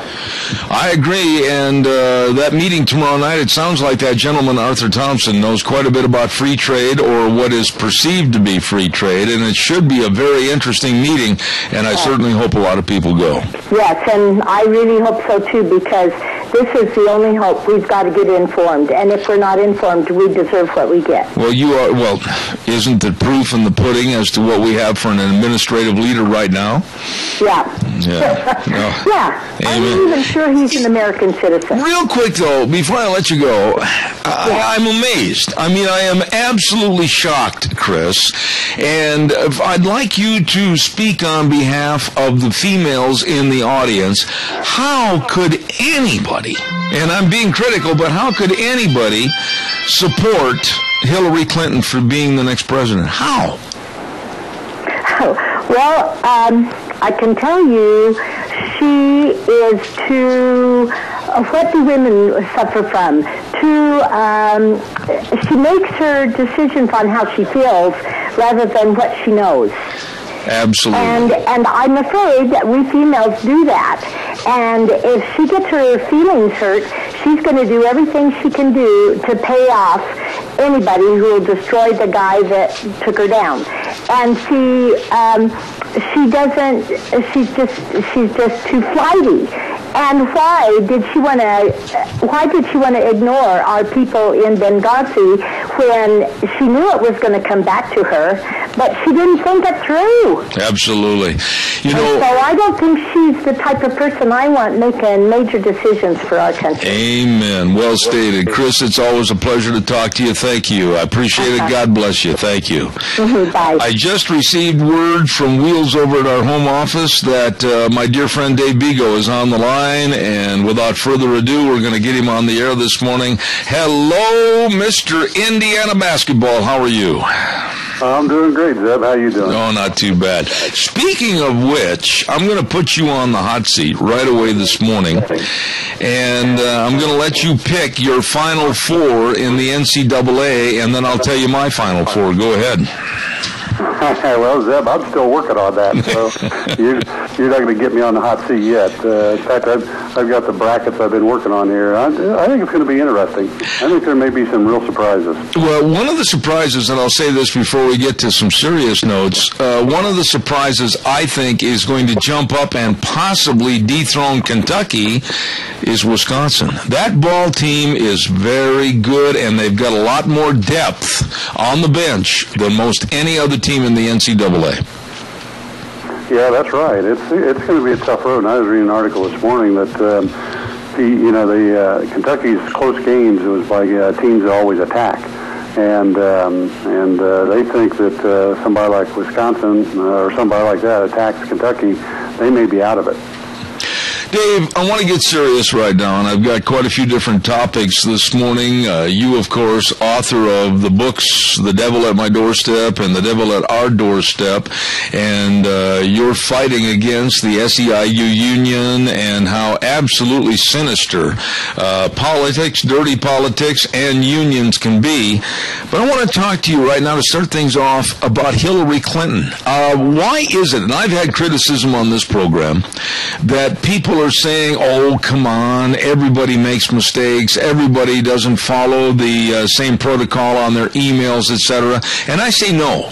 I'm looking at this like a lot of people, that she purposely has misled the American people, and I think a lot of what she did on her emails, being the Secretary of State, are criminal for not releasing the information to the American public. What are your thoughts? Well, I agree with you, Zeb. I think that, Hillary is who she is. I mean, we saw that back in the early 90s when she was working on health care programs back there, and ever since. And, the American people need to wake up and look at these people for who they are and not say they're going to forgive them, because these people aren't for America. And on top of that, you look at Hillary, and she doesn't have the ability to be president of this country. And I really think before it's over with, she'll be bounced out of this thing. What are the abilities? I mean, I don't mean to put you on the spot, but I've looked at her past, her history, her record, from the First Lady to being a senator from New York to being named Secretary of State. And when you look at the column on the left versus what the achievements were on the right, there are none. So what qualifies her to be the leader of the free world? I think it's simple. She's a woman, and the left is, pushing that they're going to have a woman run, and that's what they want, and they think she's got the biggest name recognition. Mm-hmm. And I think that's what it's all about. I don't think it has anything to do with her qualifications. When you look at that situation, though, and let's just use a name, whether you want to go with Walker, or whether you want to go even with Jeb Bush or Ted Cruz or Rand Paul, doesn't make any difference. When you get into a debate situation with the liberal left standing behind Hillary Clinton, how in the world is any candidate going to go into a debate mode with Hillary without being called a sexist? Oh, well, they will be, but I think if you have the right candidates, they can dispel that. It's kind of like I've talked about on your show before, that the right candidates go on the offensive, and they do it professionally, and they go after their opponents, like I did with the SEIU. And people said I couldn't do that because I'd be labeled a racist and everything like that. But when I stood up and I told them, I said simple things, Zeb, like when I talk to people, please understand something. I don't care if you're black, white, yellow, pink, polka dotted. All I'm looking for is to deal with good people that care and people that do the right things. Mm-hmm. And when you start off debates with things like that, or speeches, you get people's attention right away, and you take away the racist, sexist type of remarks from them.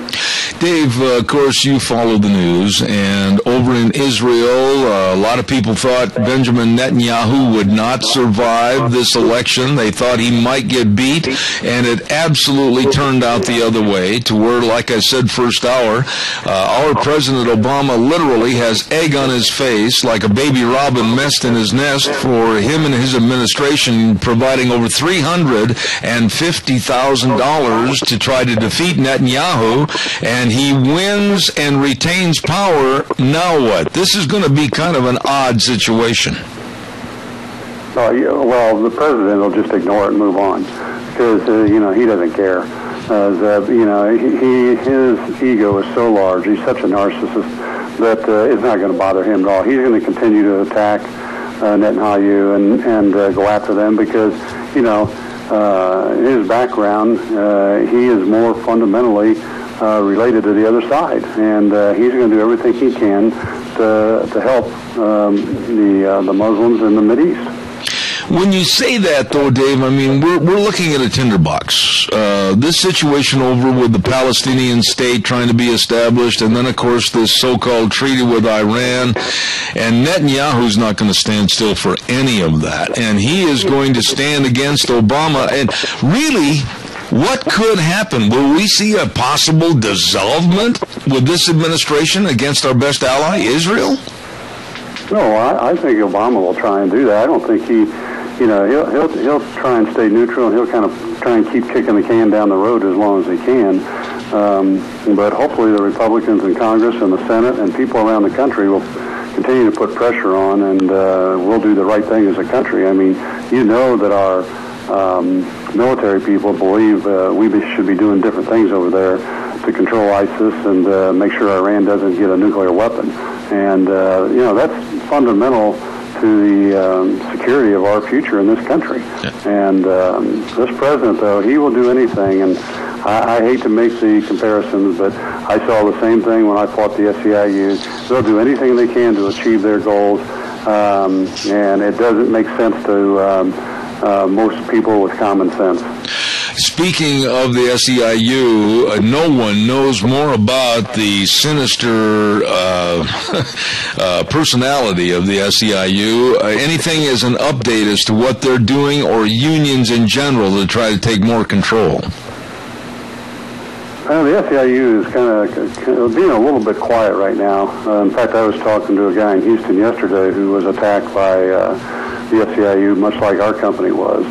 And since the elections, most of the unions have been quiet. I'm sure some of it's because of the outcome of the elections. The others, they spent so much money trying to get people they wanted elected that, they're recovering from that loss. So, but on the other side of that, I know there's people close to you in Denver that business people I know that are being attacked by the SEIU right now.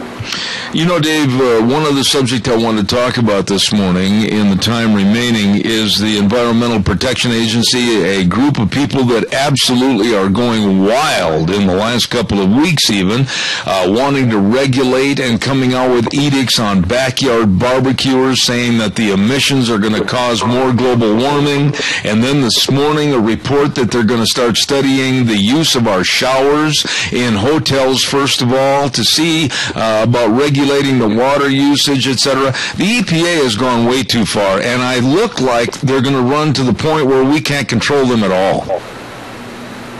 Well, that's why we've got to get this president under control and out of the office. I mean, the people at the EPA, the environmentalists who Obama was part of at one time, people got to understand something. This is not about the environment at all, Zeb. It is not about the environment. These people, it's just another means of government control over the people in this country. And they want to regulate everything we do and control everything we do so they can establish their totalitarian type of government.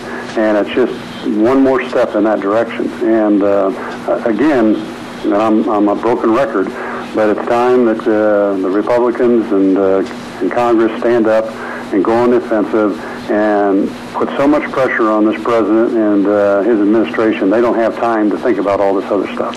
When you say that to go against Obama and this administration and go on the offensive, that leads me to say we've got a deck of playing cards with all the different Republicans that have kind of thrown their hat into the so-called ring to run for president, and we just had another one this morning that says he's going to be organizing a political fact-finding committee, and that, of all people, is Donald Trump. Give me your assessment as to who you really think is going to be a credible candidate to take on anybody from the left. Well, I think I mentioned this before. The guy I like is Scott Walker from Wisconsin, because the guy is so personable, and he comes across so well that if the Republicans would get behind him, and he can handle these people in debates, and he's good out in front of people in their own neighborhoods, whether they're black, white, Hispanic, depending on religion. He goes into the union neighborhoods, and he gets his point across. He's just very, very believable, and he would do a great job. And the Democratic nomination, whoever that is, would have a hard time debating him. When you look at some of the people that have thrown their name into the potential ring, though, and add Donald Trump to that name list, does that weaken the gene pool and cause the American public to just kind of roll their eyes back, or is it a good thing for him to get involved? Well, that's hard to say, I think, Zeb.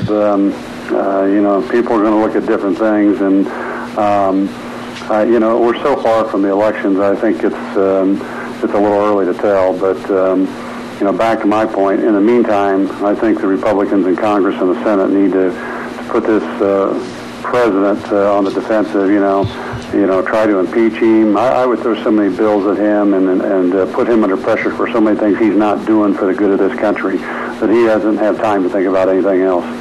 What about the books? Are you going to author any more books? The Devil at My Doorstep, The Devil at Our Doorstep, and what's the future bode for more kind of finger-pointing against the unions and what kind of thugs they really are? Well, I don't know if it'll be against the unions or not. I'll tell you another thing I'm fighting right now, Zeb. I think I've mentioned it to you before, but and it's part of what this president's doing by keeping the borders open. We have so many illegals in the country, and they're being hired by businesses and paid under the table, low wages, and they're not classified as employees, so they're not paying, the business aren't paying payroll taxes, and of course no benefits or anything like that. And it's really hurting other businesses across the country that do businesses legally and do the right thing. And I am fighting that, because we have lost several accounts in the past 12 months because of this. And I actually called one out here about 2 weeks ago in Indianapolis, and I think I just might have touched a stone somewhere, because the people company that hired these people to do the job, looks like they're throwing them out and going for a company that does business the right way like us. And so I might be writing a book on something like that before it's over. Oh, it'd be excellent. But quickly, to kind of go a little bit deeper onto your point, I've only got about 3 minutes left. Talk a little bit about what was said in the Obama administration about how illegal aliens have the right, underline that word, right, to American jobs. What are your thoughts on that? I think it's... You know what I think that is, and all this is vote getting, because they are pandering to the Hispanic community for the upcoming election, just like they did for past elections, and that's what the Democrats do, and particularly this administration. And this is another thing that Congress and the Senate has to go after the president about and put him on the defensive. Absolutely. We've got to close the borders. We've got to protect Americans, not just from these people taking American jobs, but also from ISIS and other people come across the borders, terrorists that could harm Americans.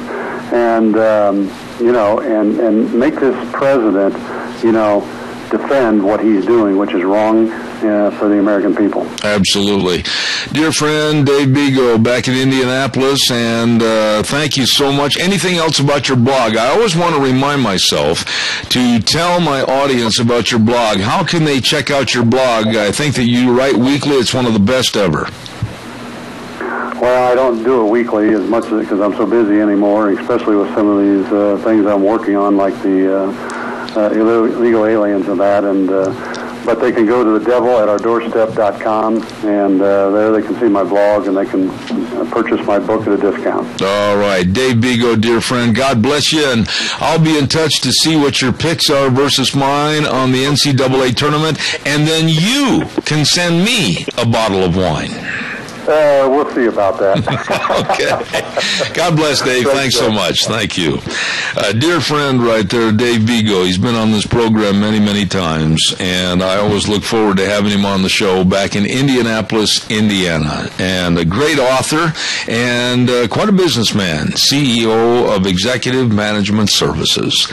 Oh, goodness, we've got to get the weather forecast on here. And the weather this hour is brought to everybody by our dear friends at Urgent Care of Jerome, 133 West Avenue A, Suite B in Jerome. Number to call, 324-2004. Minor emergencies, major care. I'll tell you what, they will take care of you. Your health is their number one priority, and they understand that when you're sick or hurt, it's not convenient at all. So they do the best they can to make health care convenient for you. All you have to do is call them at 324-2004 or stop in. Minor emergencies, major care. They will see you today at Urgent Care of Jerome. Right now, here is Michael Rogers' weather.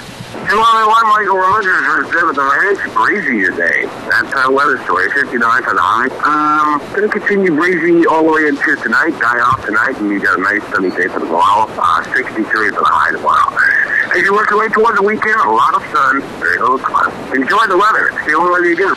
All right, Michael, thank you very much. Appreciate that. Urgent Care of Jerome bringing you the weather forecast this hour, and they're located at 133 West Avenue A, Suite B in Jerome. The number to call, 324-2004. They will see you today. Minor emergencies, major care. Oh, my goodness. Walking through the back door right now, I can hear Kelton Hatch, and with the Idaho Fishing Game, he'll be on next hour. So stay tuned for that as he comes down the hallway in all of his radiant glory, and they lay ferns and palm leaves on the ground for him as he walks in. I want rose petals. You want rose petals?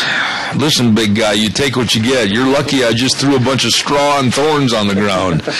My goodness, he's without a cap this morning. You look like you're not dressed. How are you this morning? You know, I'm doing well. You are doing well. Okay. I'm doing well. Look, what does he get? What did you get over there? I'm getting your treat. What is the treat? It's a thing of water. No, what? There's something else there. Nothing. Oh, okay. It's a Reese's. You're lying. It's a Reese's. A Reese's Pieces. An Easter Reese's. Yeah, well, I'd hate to have you as an Easter bunny, I'll tell you that. Well, so would I. You're a big, fat Easter bunny. I think it hurt to hop. How are things with the fishing game before we get started next hour? You know, things are going good. Really? We're, you know. Yeah. You're putting on weight, Hatch. You know that? I'm trying to lose it. You're fatter than a pig. Look at you. Your jowls are sticking out. That hurts. That hurts. I bet you put on 20 pounds in the last month. I did. From the surgery. After that shoulder surgery, I put about 15, 20 pounds on. Did you really? I'm in the process. Why couldn't you stop eating? My average daily gains are pretty good. Really? I'd be a good beef calf. We ought to have you on the stock market back in New York. I could tell that you put on weight, though. I did. I added a little bit. So yeah. Those Wranglers shrinking in the closet? Yes. I'm in my stretchy pants. Do they have to put that little? What do they call that? No, I just put on my sweats. You put on. I'm glad you didn't show up here in a pair of sweats. That's one program we could have done without. Yes, okay. Yes, sir. Real quick, have you got a whole hour's worth of activity coming up? And then some. Really? Where's the manager that was going to come with you? Well, for the last 4 months. There's just been a lot going on lately. Really? And yeah, we're just trying to get through. all our planning. He apologized. I talked to him on the way out this morning. That's the fourth apology. I know. Okay. He's scared of you, Zeb. See that? By the way, I understand the Idaho Fish and Game Report this morning is going to be brought to everybody by Nutrisystems. I had to throw that at you. Yeah, I appreciate that. I bet you do. One last word, Streamline Precision, 120 South, 100 West of Burley, with our dear friend Tim and the rest of the crew. Hey, put that down. Don't bother me. I'm in the middle of a commercial. 431-7314. Tim will take your calls and give you the estimates necessary on the things you want to build. They are an authorized dealer for Sukup, Chief, Balin, and Nucor buildings. And believe me, right now they're putting up a lot of grain bins for on-the-farm storage. They have vast experience in industrial development that includes dairies and feedlots and food processing and multiple other agricultural applications. And they are currently building the brand new Funk Dairy just south of me right here in Murtaugh. Absolutely the best. You call Tim today and get an estimate on the work you need on your property. 431-7314. That number again, 431-7314. Streamline Precision, 120 South, 100 West of Burley. Well, we're going to take a little break right now and watch Kelton eat his Reese's Pieces and add to an already very obvious weight problem, and we'll be back in about 6 minutes. Don't go away. That's why he didn't come. Okay, bye.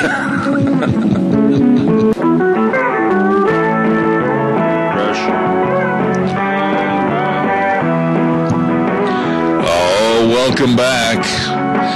Hour number 3.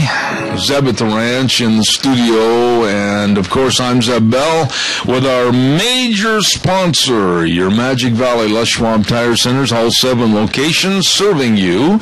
Great big spring tire sale going on right now, along with some of our great advertisers. Western Waste Services, always at your disposal. Call them, get on the route service, 734-6969, and Valley Wide Home and Ranch. Chick Days, here a chick, there a chick, everywhere a chick. 910 South Oneida in Rupert. Everything for the farm, home, and ranch. We're going to have our guest with us, and we're sitting here and we're listening to all of his aches and pains and his problems. You're my number one. Yeah, in what? Ache and pain. You know where you give me a pain. Stand by. I haven't introduced you. Oh, okay. Chadwick Sports Grill, 139 West Main in Burley. Don't forget, Wednesday they're having today Cobb salad served with a side of soup. I love that. Nice and very, very good Cobb salad served with a side of soup at the Chadwick Sports Grill. Super menu items, always great specials, and you're going to love the people and the location, the decor of the building on the inside. I love it. Chadwick Sports Grill, 139 West Main in Burley. You stop in and see them today. All right, gripe and complain. How are you? Just grand. Wait, we got to do something. You're not talking directly into that microphone. You can really good. A little bit. That's about its extent. Well, you had surgery. I did. Okay, on your left rotator cuff. Left rotator cuff. Okay, and since then you have started having your physical therapy. I have. And you've put on a whole bunch of weight. Yeah, well, yeah. And I understand you got a new job. And, yeah, I understand that Goodyear has hired you to be the third blimp to fly over the Rose Bowl. You're just not very nice, Deb. I'm not trying to be. I see the cameras mounted on your glasses. First down. There you go. How are you, really? You know, things are going good. It's been a little warm this spring. It'd be nice. Yeah. It'd be nice to have an actual, spring. And it's really concerning. We were up planting bitterbrush yesterday and sagebrush, and it's going to be, if we don't get some rain, we're not going to have very good success on the plantings. Have a couple of questions that were called in this morning, earlier this morning by some of our listeners. I had mentioned that you were going to be on the air. Mm-hmm. Because it's so dry and the roads, basically, there's no snow or any mud or anything, can people go up in the South Hills or not? Well, the forest is open, but the BLM's opened on Sunday, but the forest is not yet open. They've got a date it's another month out, and they typically don't override those dates. They may, I would call the Forest Service. They're the ones that are in charge of those Forest Service roads. I know that they've been issuing a ton of citations. Really? Yeah, because there's a bunch of people up behind gates last week, even on the BLM, and it hadn't opened yet. And one of the But the BLM is open now? The BLM opened, but the thing is people think, oh, the BLM's open. That doesn't take you very hard in the South Hills. No, that's true. You know, you drive up there a mile and you're done. Yeah. And so, no, it's still about a month out, but you know, there's still patches of snow up high. Some of the areas that I've been, there's still, you know, even on the BLM, you have to be careful just not to tear up the roads. And that's the biggest reason I know they have those closures right now is so they don't have to do so much road repair. Right.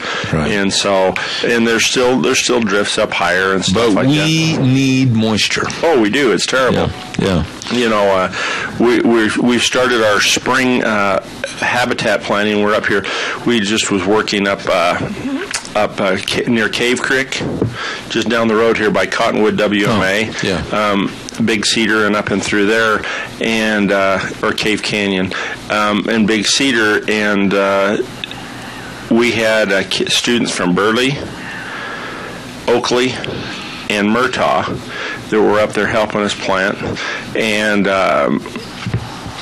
it was so dry that we're really concerned about the survival of the plants. Really? The cheatgrass has come up, really pulled that top moisture out of the soil, and if we don't get some rain, we won't have very good survival. We're trying to get, you know, bitter brush and things. That fire burnt so hot in there that we haven't had a lot of brush species come back, and that's one of the mainstays for a lot of critters around here. You know, sage grouse and mule deer and stuff like that. So we try to plant enough for a seed source so that hopefully the wind will carry the seed later on and stuff, but it's really, really dry. But if we get, over the course of the next 6-7 weeks or something, some good storms that'll come through here, and you know as well as I do, Kelton, that everybody that says snow is over, I remember not too many years ago in April when we were snowed in for a couple days, so we can still have an opportunity, not for maybe the adequate moisture, but at least moisture that will help. Oh, you bet. That's the thing. If you don't like the weather right now, wait 30 minutes, you know. And I've always noticed that in the spring we typically have smaller rainstorms around here. In the fall we have the deluges, the big rainstorms. But hopefully we can get half a dozen smaller storms coming through here. It's supposed to. And so it's just a wait and see. Yeah. By the way, do you have your squeegee toys? I do, there? right here. I was worried about that. Got two of them. Two of them, one in each hand. Yep. Some things never change. You make me nervous. It gives me something to do. I make you nervous? When I go out of here, I've got to take a whole bunch of pills to just calm down and sit in my chair. Yeah. What about the habitat projects then? You really, it's kind of a prayer by association with the weather from now on, isn't it? Well, it is. And, you know, we've got, I was going to read through some of the projects. We had the Big Cedar one this week. This Saturday, we've got a big planting out at King Hill. On the fire over there. On the following Saturday, on the 28th, we're going to be at the Preacher Fire over by Richfield and Cary. Then on the 31st, we're going to be back at the King Hill area on the Blair Fire. Then back to the Preacher Fire on the 7th, and then we'll be down in Three Creek on April 16th, and we may, if we have the weather, we may have a few more in April. If anybody has a group or an organization, or if they just want to come out and plant themselves and they want to participate in those, call Tanner Ray Alberti or Eric Freeman. He's our habitat. He works. He's kind of spearheading these. Tanner Ray, she kind of wrangles the volunteers and stuff like that. But you can call them and talk to either one of them at 324-4359 and go out and do something good for wildlife. There you go. Now, I really like this next one: hunter and bow hunter education classes, online, instructor led. Yeah, those are just little notes so I can remember exactly everything I need to cover. Well, what about that hunter and bow hunter education classes? What do you teach them? Well, lots of things. Lots and lots of things. The biggest thing is hunter safety and ethics. Our number one thing in there is our ethics, that we try to work with people, because the single most damaging thing or thing that could impede the future of hunting in Idaho is sportsman's ethics, when people are not being ethical in their practices. And so we try to go through that. We also want the kids to be safe, and then we go through the rules and the regs and things like that. I guess the reason I put that down on is we got a ton of classes going right now. What's a ton? Well, most every week we have 2 to 3 new classes popping up online. Oh, wow. And the reason being is because trophy applications begin for bighorn sheep, moose, and antelope. Bighorn sheep, moose, and mountain goat start on April 1st, and then in May it's deer, elk, antelope, and moose. Deer, elk, and antelope. Yeah. So that's when we'll remind you again and again and again to apply. Please. The other thing that's kind of cool is on the archery education classes, they've kind of changed that around. You can do that online now, and you don't have to do a field day. So if you're wanting to get into archery education, you can go online, or you can take one of our classes. I still really like the instructor-led classes, just because you get that one-on-one attention. It's a 3-day class. You can learn a lot, but if you really got a busy schedule, you can go online and take it. Okay. Also, for Hunter Ed, trying to make it simpler, we have the online. We also have a work study, or a book that you can come and take home, or we'll mail it to you. If you do the online, you pay the online fees to Calcami. They're the ones that offer that. And then you come and take a field day on a Friday or Saturday evening. And then if you do the home study, you could still have to sign up for that weekend online. The field course, but the instructor-led class is usually a 5-night class. It takes about 2 to 3 hours a night. I see. And so, but there's a lot of options out there. You have to have it done with the age limit was changed to 10-year-olds being able to hunt big game this year, and so there's going to be a lot of demand for these classes. Let me ask you this, and I had a caller right after the program last month, and they said, do you, on behalf of the Fish and Game, ever put on classes that teach not only the hunter and bow hunter safety and everything, but really teach these kids how to handle guns, how to shoot the guns, women to shoot the guns, or even guys that have never picked them up before? We actually do. Tanner Ray's our Hunter Ed coordinator, and she's actually got a Women in the Outdoors workshop that she'll do shooting, rifle, archery, shotgun shooting at. Then we also have other workshops for youth and adults that are interested in learning more about it. And if you have an interest in a certain type of workshop, get a hold of us, and we're more than happy to try to put something together, a day or two-day type or a day event. And we are shortening the overall Hunter Ed class. A lot of people feel like it's quite demanding, having to go for 5 or 6 days to a class. And so what we've tried to do is it short? How long a time?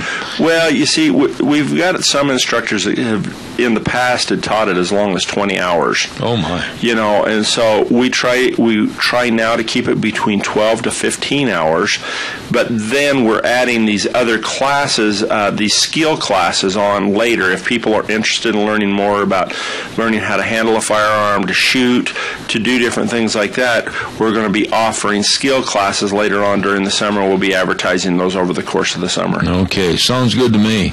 Let me do a commercial. Sounds like we could get you into one of those how to hit your deer with open sights skill classes. I have never, ever on this program bragged about being a Daniel Boone. Actually, though, the fact is I'm not that bad a shot with the open sights. But if you give me a scope, I can't find the target. Yeah, you got to practice. I know, I just don't like scopes. Yeah. I know that sounds funny. Well, you're just old school. In more respects than you know. We've got to do some paying the bills, and we'll be right back with more of Kelton Hatch. And by the way, make him feel good, please. This is Have Sympathy on Kelton Day.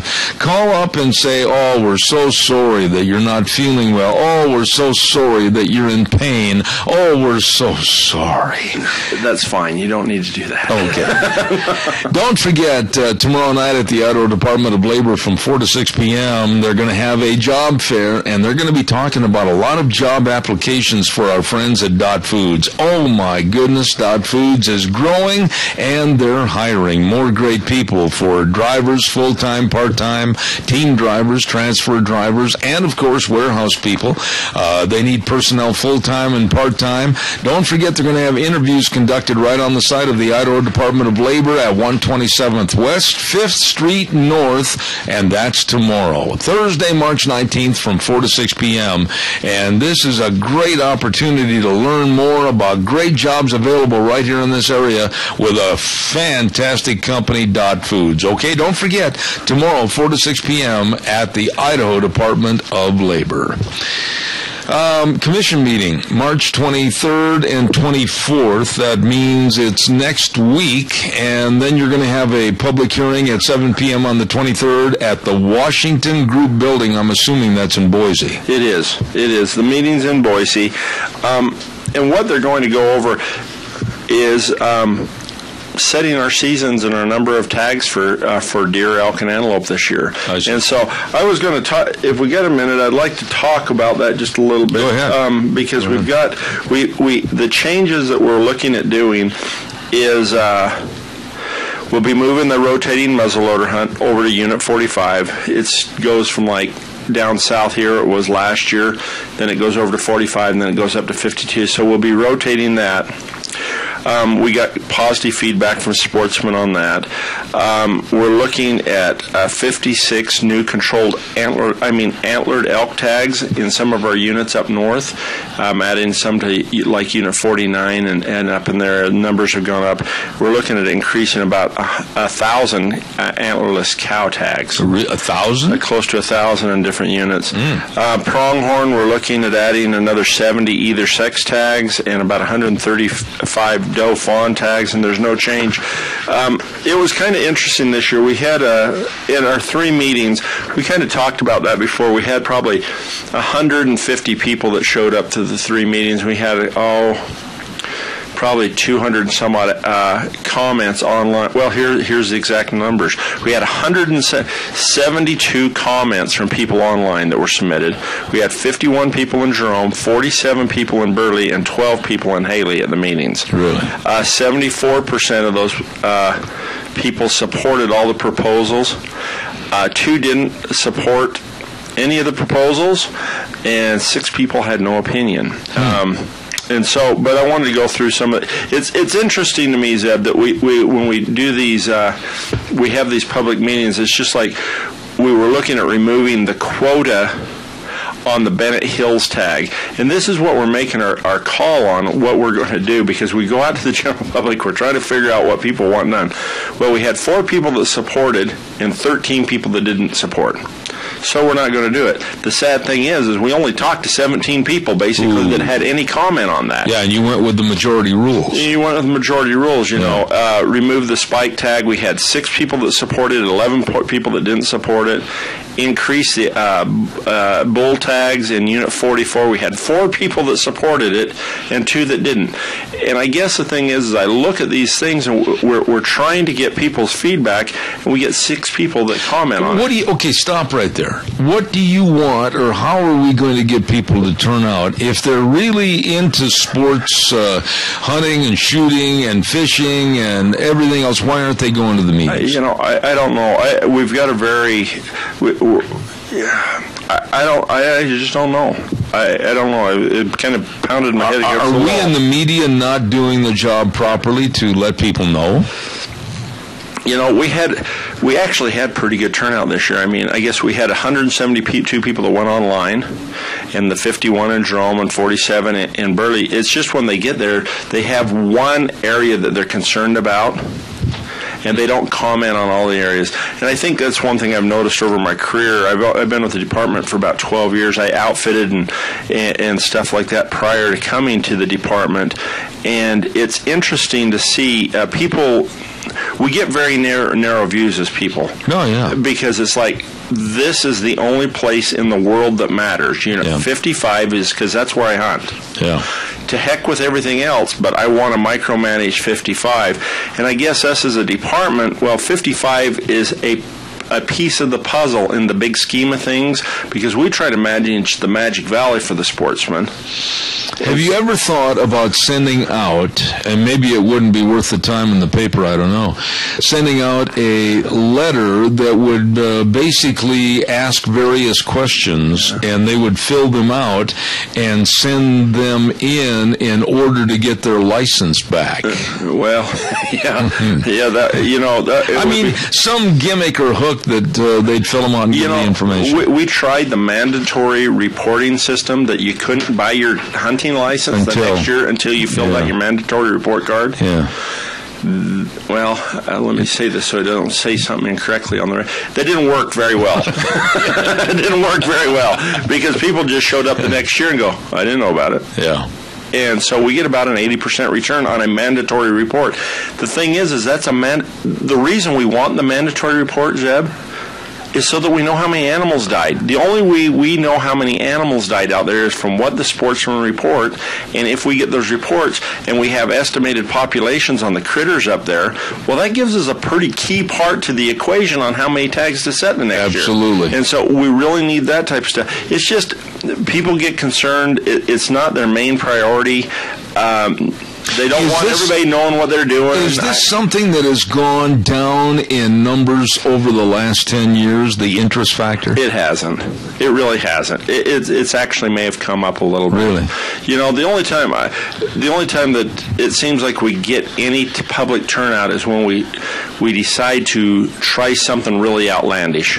Which is? Well, you throw something out there like we're going to kill every elk in the South Hills. Yeah. If we was to do something like that, we'd get everybody in town to turn out. There you go. But it's like you don't really want them to turn out to be ticked off. No. And so it'd be nicer if we really do strive. Daryl Mites is our new population biologist. He's very in tune with the sportsman. He wants to do exactly.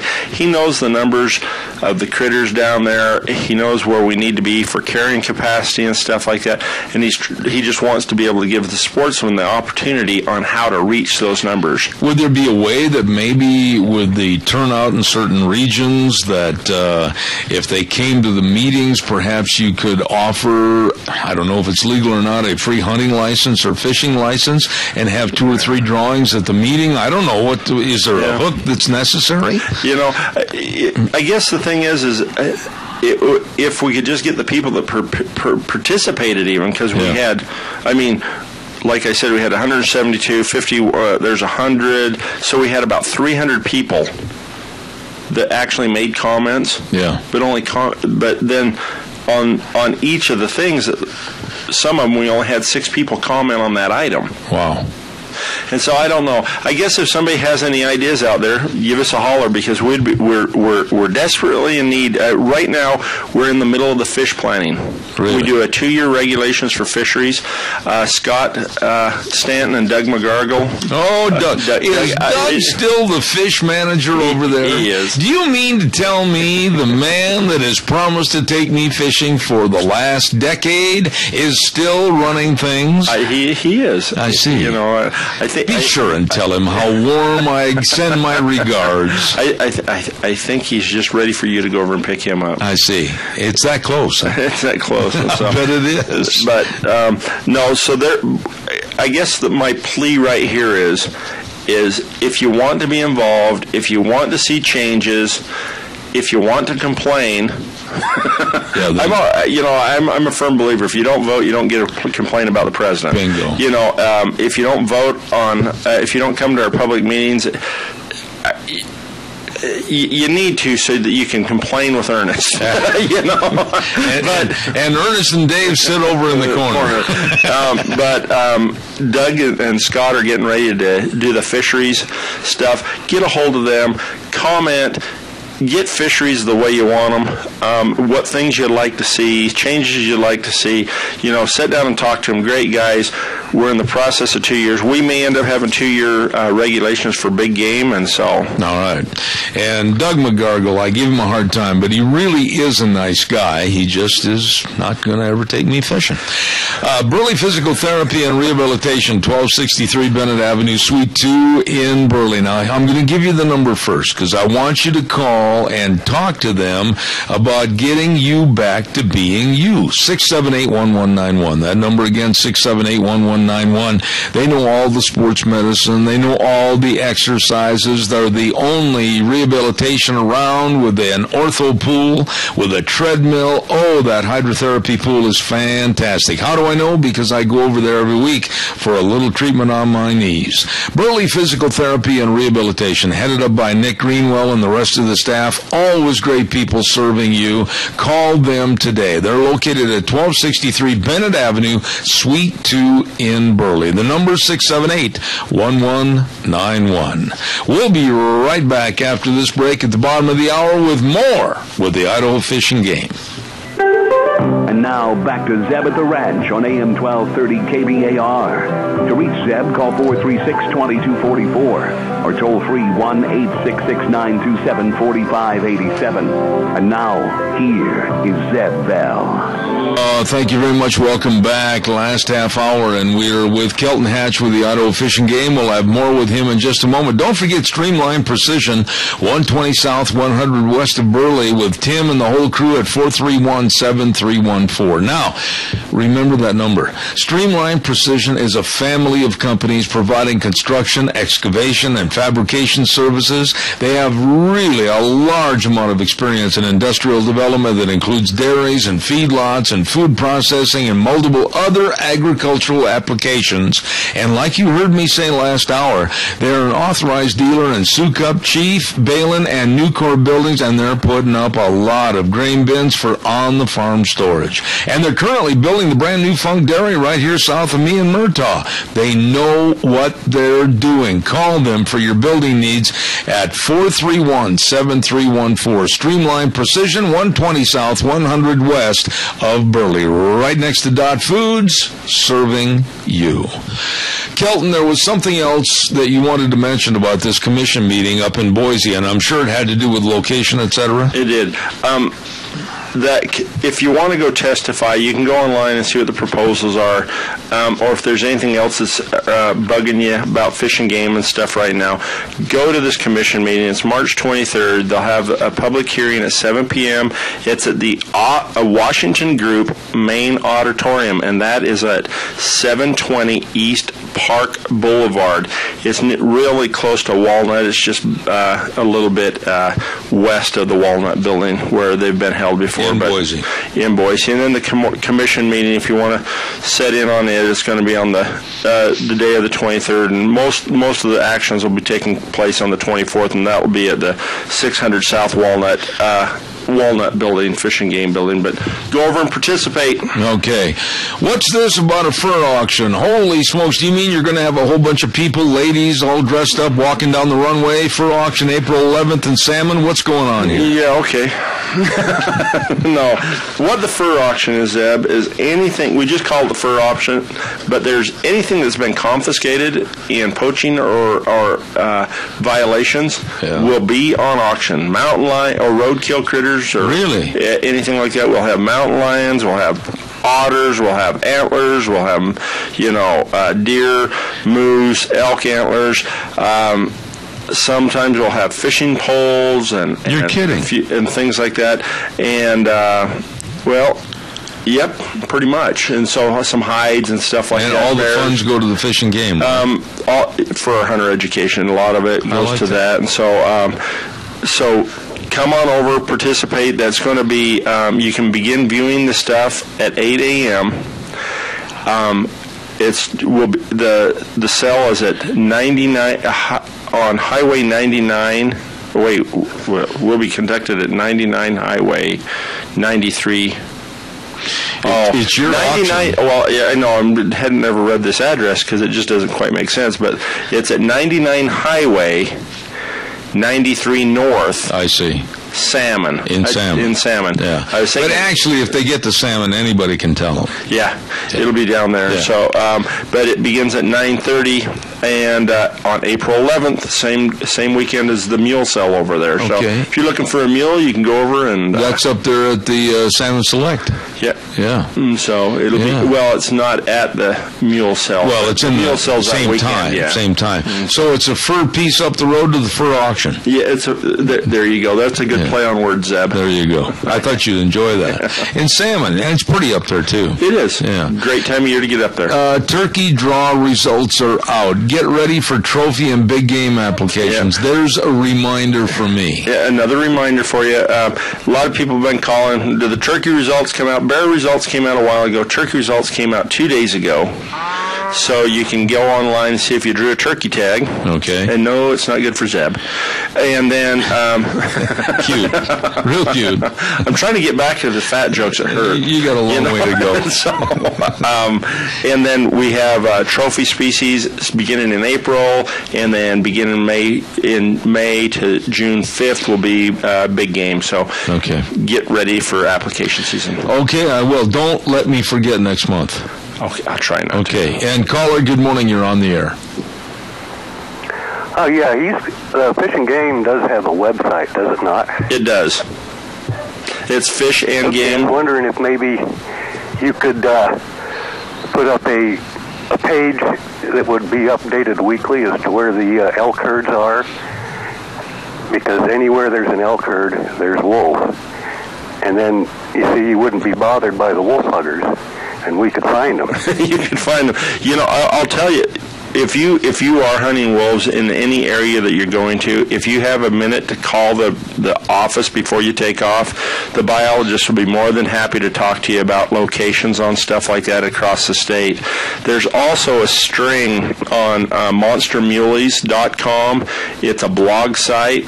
You can go on to Hunt Idaho or slide down to the Idaho link, and it has a string on there on wolf locations on where people have been seeing them and watching elk to try to help wolf hunters and stuff like that. So that's another place to get that information. But yeah, if you're going anywhere, just get a hold of them. And I will pass that on. That's a good idea about to keep it updated, but. We can give you typically better information if you just call the office on where to go. And that number is 324-4359. There you go. All right, sir. Thank you very much. Are there a lot of turkeys around the state? And don't throw a pun at me, but are there a lot of turkeys around the state of Idaho now? Is the population larger than it was like 5 or 10 years ago? Oh, you can kill 5 turkeys in the fall up north. Really? In the Panhandle. Wow. And, there's very few places for controlled hunt turkeys. We're one of them. It's just a marginal habitat down here in Cottonwood for turkeys. And so we have a controlled hunt down there for them, trying to offer an opportunity and not get them shot out and try to keep a viable population down there. But a lot of the rest of the state, Lewiston, Cambridge, pretty much from Cambridge north, over in eastern Idaho by Pocatello, and down into Preston, there's a large population of turkeys. There's a little bit of controlled over there also, but there's some general hunts in that area. One of the tougher parts about eastern Idaho is there's a lot of private property, and people get really frustrated because they're hunting the forest, but they drive by, 200 or 300 turkeys in the private. One thing I was going to ask you, you say get ready for the trophy and big game applications. Now, I know it's come out in the paper. I know we've talked about it on this program, but are they going to have in Unit 54 a draw for 2 moose this year? One moose. One moose. So I'm wrong on the numbers. I thought it was going to be 2, but it's just 1, right? We had talked about 2, and I can't remember the reasoning that they ended up moving it down to 1. I think part of it, there's a concern on, we have those super hunt tags. Yeah. And there's 2 or 3 that we give out in the super hunt drawing, maybe 4. And typically, most of those super hunt elk and deer tags are killed in the Magic Valley region because we're one of the only areas that have controlled hunts, and we do produce. We're the area that produces the most big bulls and big bucks, and so there's a concern that those super hunters will come down there and shoot all their moose in 54 also. I see.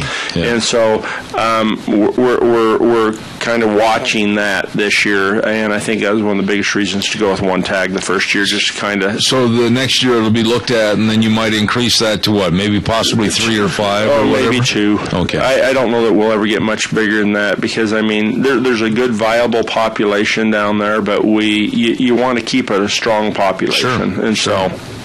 All right, thank you very much. We're going to do a weather forecast, and I just happen to have in my hot little hand a little bit of information that you would really be interested in because you are a connoisseur, okay? Over at Scarrows Meats, 331 North Road, Jerome, they have what they call now the tax return meat package. For $300, you get beef, pork, chicken, and cheese. Listen to some of these items. You get New York steaks, you get rump roast, you get pork chops, you get bacon, you get bratwurst, you get chicken, you get all the different cheeses like cheddar and smoked provolone. Oh my goodness. Now, Kelton, I'll tell you, this is the place for you. 331 North Road, Jerome, Scarrows Meats. Don Scarrow and the rest of the crew, 324-7657. They're selling taste one bite at a time. And right now, here is Michael Rogers weather. Hello, everyone. Michael Rogers with the ranch. Breezy today. That's our weather story. 59 for the high. Going to continue breezy all the way into tonight. Die off tonight, and you got a nice sunny day for tomorrow. 63 for the high tomorrow. As you work your way toward the weekend, a lot of sun, very little cloud. Enjoy the weather. It's the only weather you get. Thank you, Michael. Brought to you by our dear friends Don Scarrow and the rest of the crew at Scarrows Meats. Delicious. That $300 tax return meat package, beef, pork, chicken, cheese. I love cheese. They sell taste one bite at a time. 331 North Road, Jerome, 324-7657. The next category, of course, it brings to mind the wonderful, illustrious Doug McGargle with a fishing forecast. You went to college at Utah State, didn't you? I did. And you didn't learn how to spell forecast. No, I didn't. I was in a hurry this morning. Do you mean to tell me it takes that much extra time to let your left hand hit the E? Yeah, I noticed that. Okay. On the way. What is the fishing forecast? It's spelled phonetically correct. That was that. Okay. No, spell phonetically. No, I need a spell check. Okay. No, things are. Runoff has started in earnest. Bigwood, they said, is blown out. A lot of mud coming down right now because we're starting to lose the snow in the backcountry and stuff like that. Magic has been pretty slow. But Salmon Falls Creek and Oakley, from the reports I've heard, have been pretty good, especially in some of the bays around Salmon Falls Creek in that area. Riley Pond, I don't know if you've seen any of the stuff on that we've done a lot of rehab down Riley there. Pond? Yep, it's down in Hagerman. It's at the State Fish Hatchery. Okay. All right. We've gone in there and moved a whole bunch of dirt around the edge and made it a bigger fishing pond.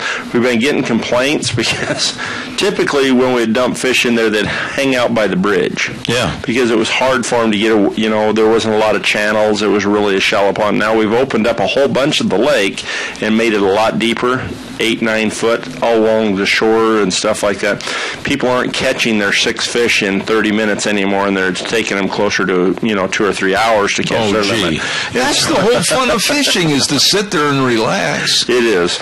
And so, but get over there, look at the project. It's a great fishing hole. There's some great fishing going on. So you dredged the pond. We did. And you went from where they thought they could walk out about 2 or 3 feet and get in the water, and now if they do so, they're going to be in 9 feet of water. Yes, they're above their ears. Above their ears. Above their ears. Shaquille O'Neal. Yeah. Oh, it's a nice project. We actually had an increased usage on diver ducks down there this year. Diver ducks. And so it's going to be a really nice setup. People can. It was getting really congested when you had a lot of people, because everybody wanted to fish on the bridge before, because all the fish just hovered right in that one deep hole.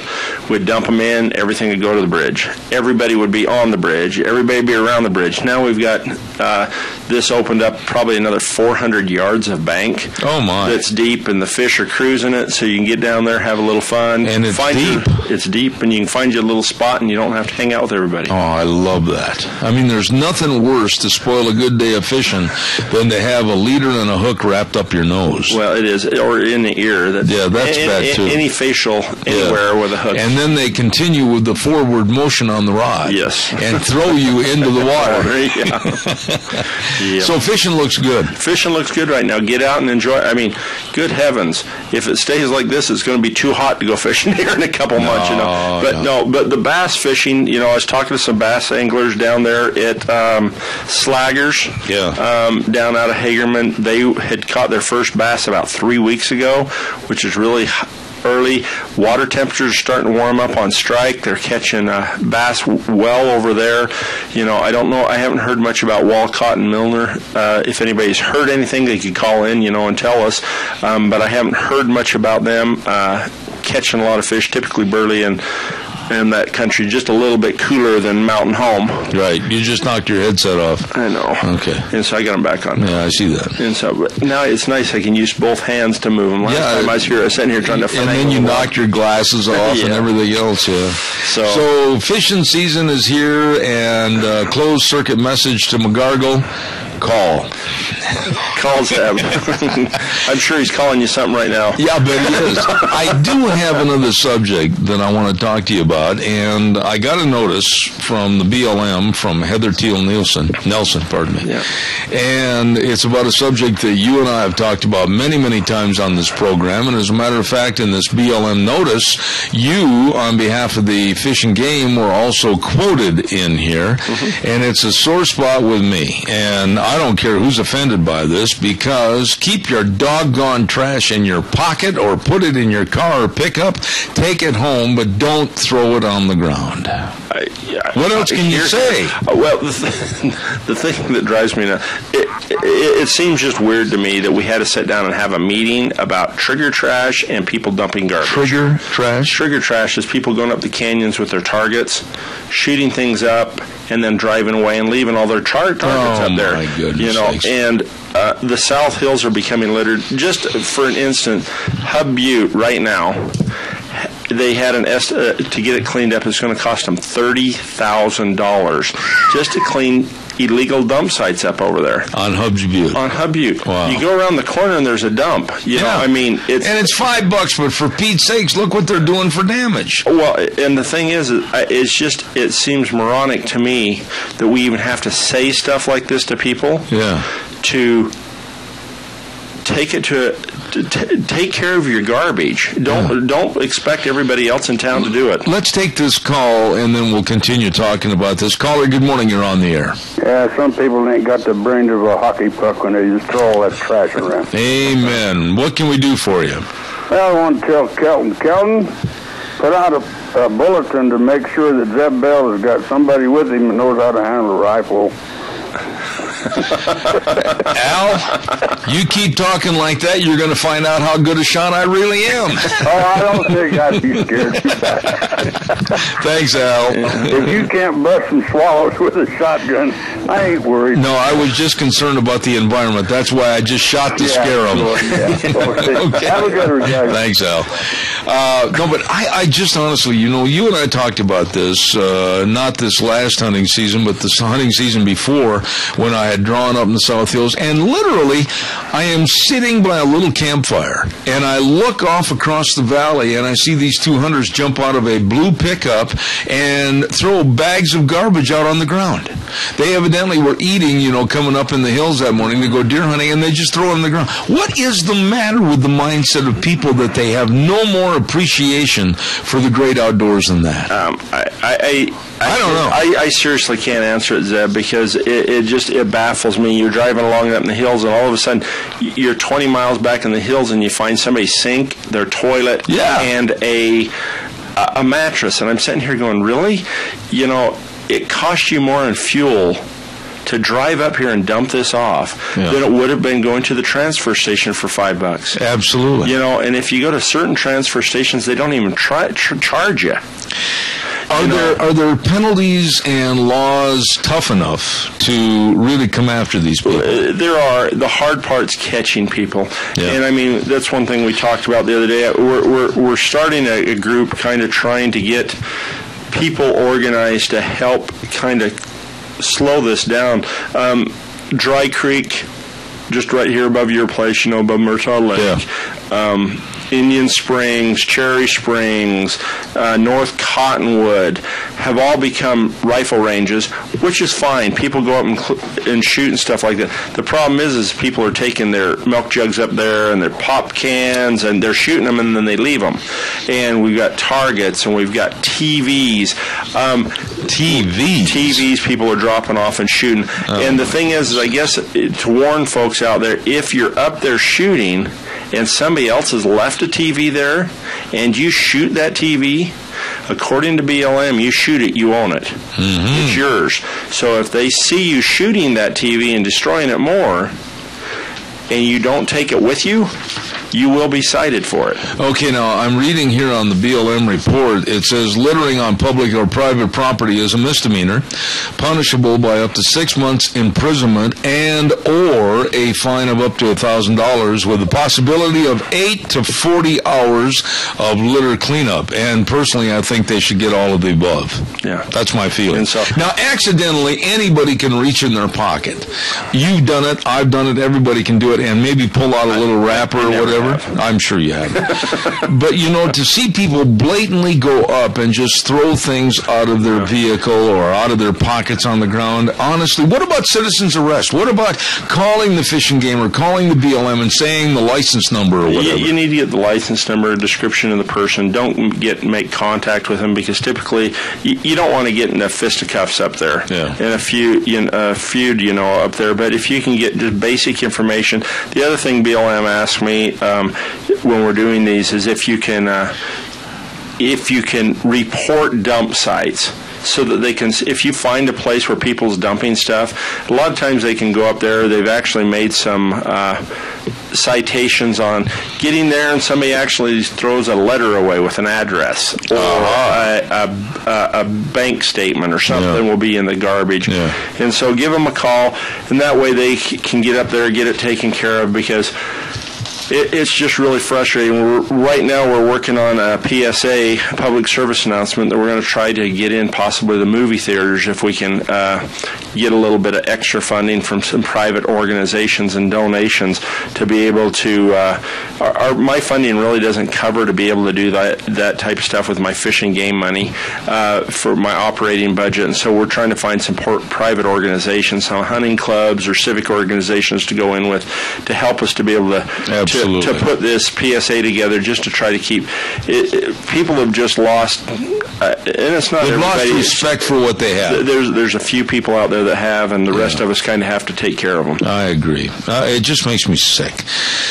Don't forget the big spring tire sale going on at your Magic Valley Les Schwab Tire Centers. All 7 locations with a great big tire sale. Oh my goodness, listen to this. The Ultra Z900 passenger car tire on sale. And the Wildcat AT2 pickup and SUV tire on sale. You check out all the great tire buys. And don't forget they've always got convenient credit for tires and services and the best tire value promise in the industry, along with the best of shocks and struts and front end alignments and, of course, batteries. And don't forget their brake service. Absolutely the best at all 7 locations with Lane and Rupert, Dave on Blue Lakes and Twin, Mike and Buell, Mike and Jerome, the Twist family and Paul, John on Poline in Twin Falls, and Randy on Overland and Burley, your Magic Valley Les Schwab Tire Centers. We're done. We're done. Stick a fork in us. Yeah, we're toast. Anything you want to say about next month? Is McGargle going to come over with you? I'm hoping to get somebody over here, whether it's Mike Courtney from BLM or Toby Boudreau from the office. He's our new regional supervisor. Daryl Mites, maybe, or I'll try to get somebody here. I know you're getting tired of looking at me. But that occurred a long time ago. But anyway, seriously, I hope your arm gets better. Well, I appreciate that. Yeah, I appreciate it. Things are going along. It's nice. I'm finally getting out and doing a little bit of hiking, so hopefully hopefully next week you won't. Next month you won't mock me. As big as you're getting, you might be cited as a Bigfoot. Well, I appreciate that. You're welcome. Have a good weekend. Hey, you too. And a good month. I'll see you next month. Sounds Kelton good. Hatch, Idaho Fish and Games. Ebbett the Ranch, all done for today. The way things were, the way things ought to be. Tomorrow, Thursday, big day. Don't miss it. We'll see you at 8:06.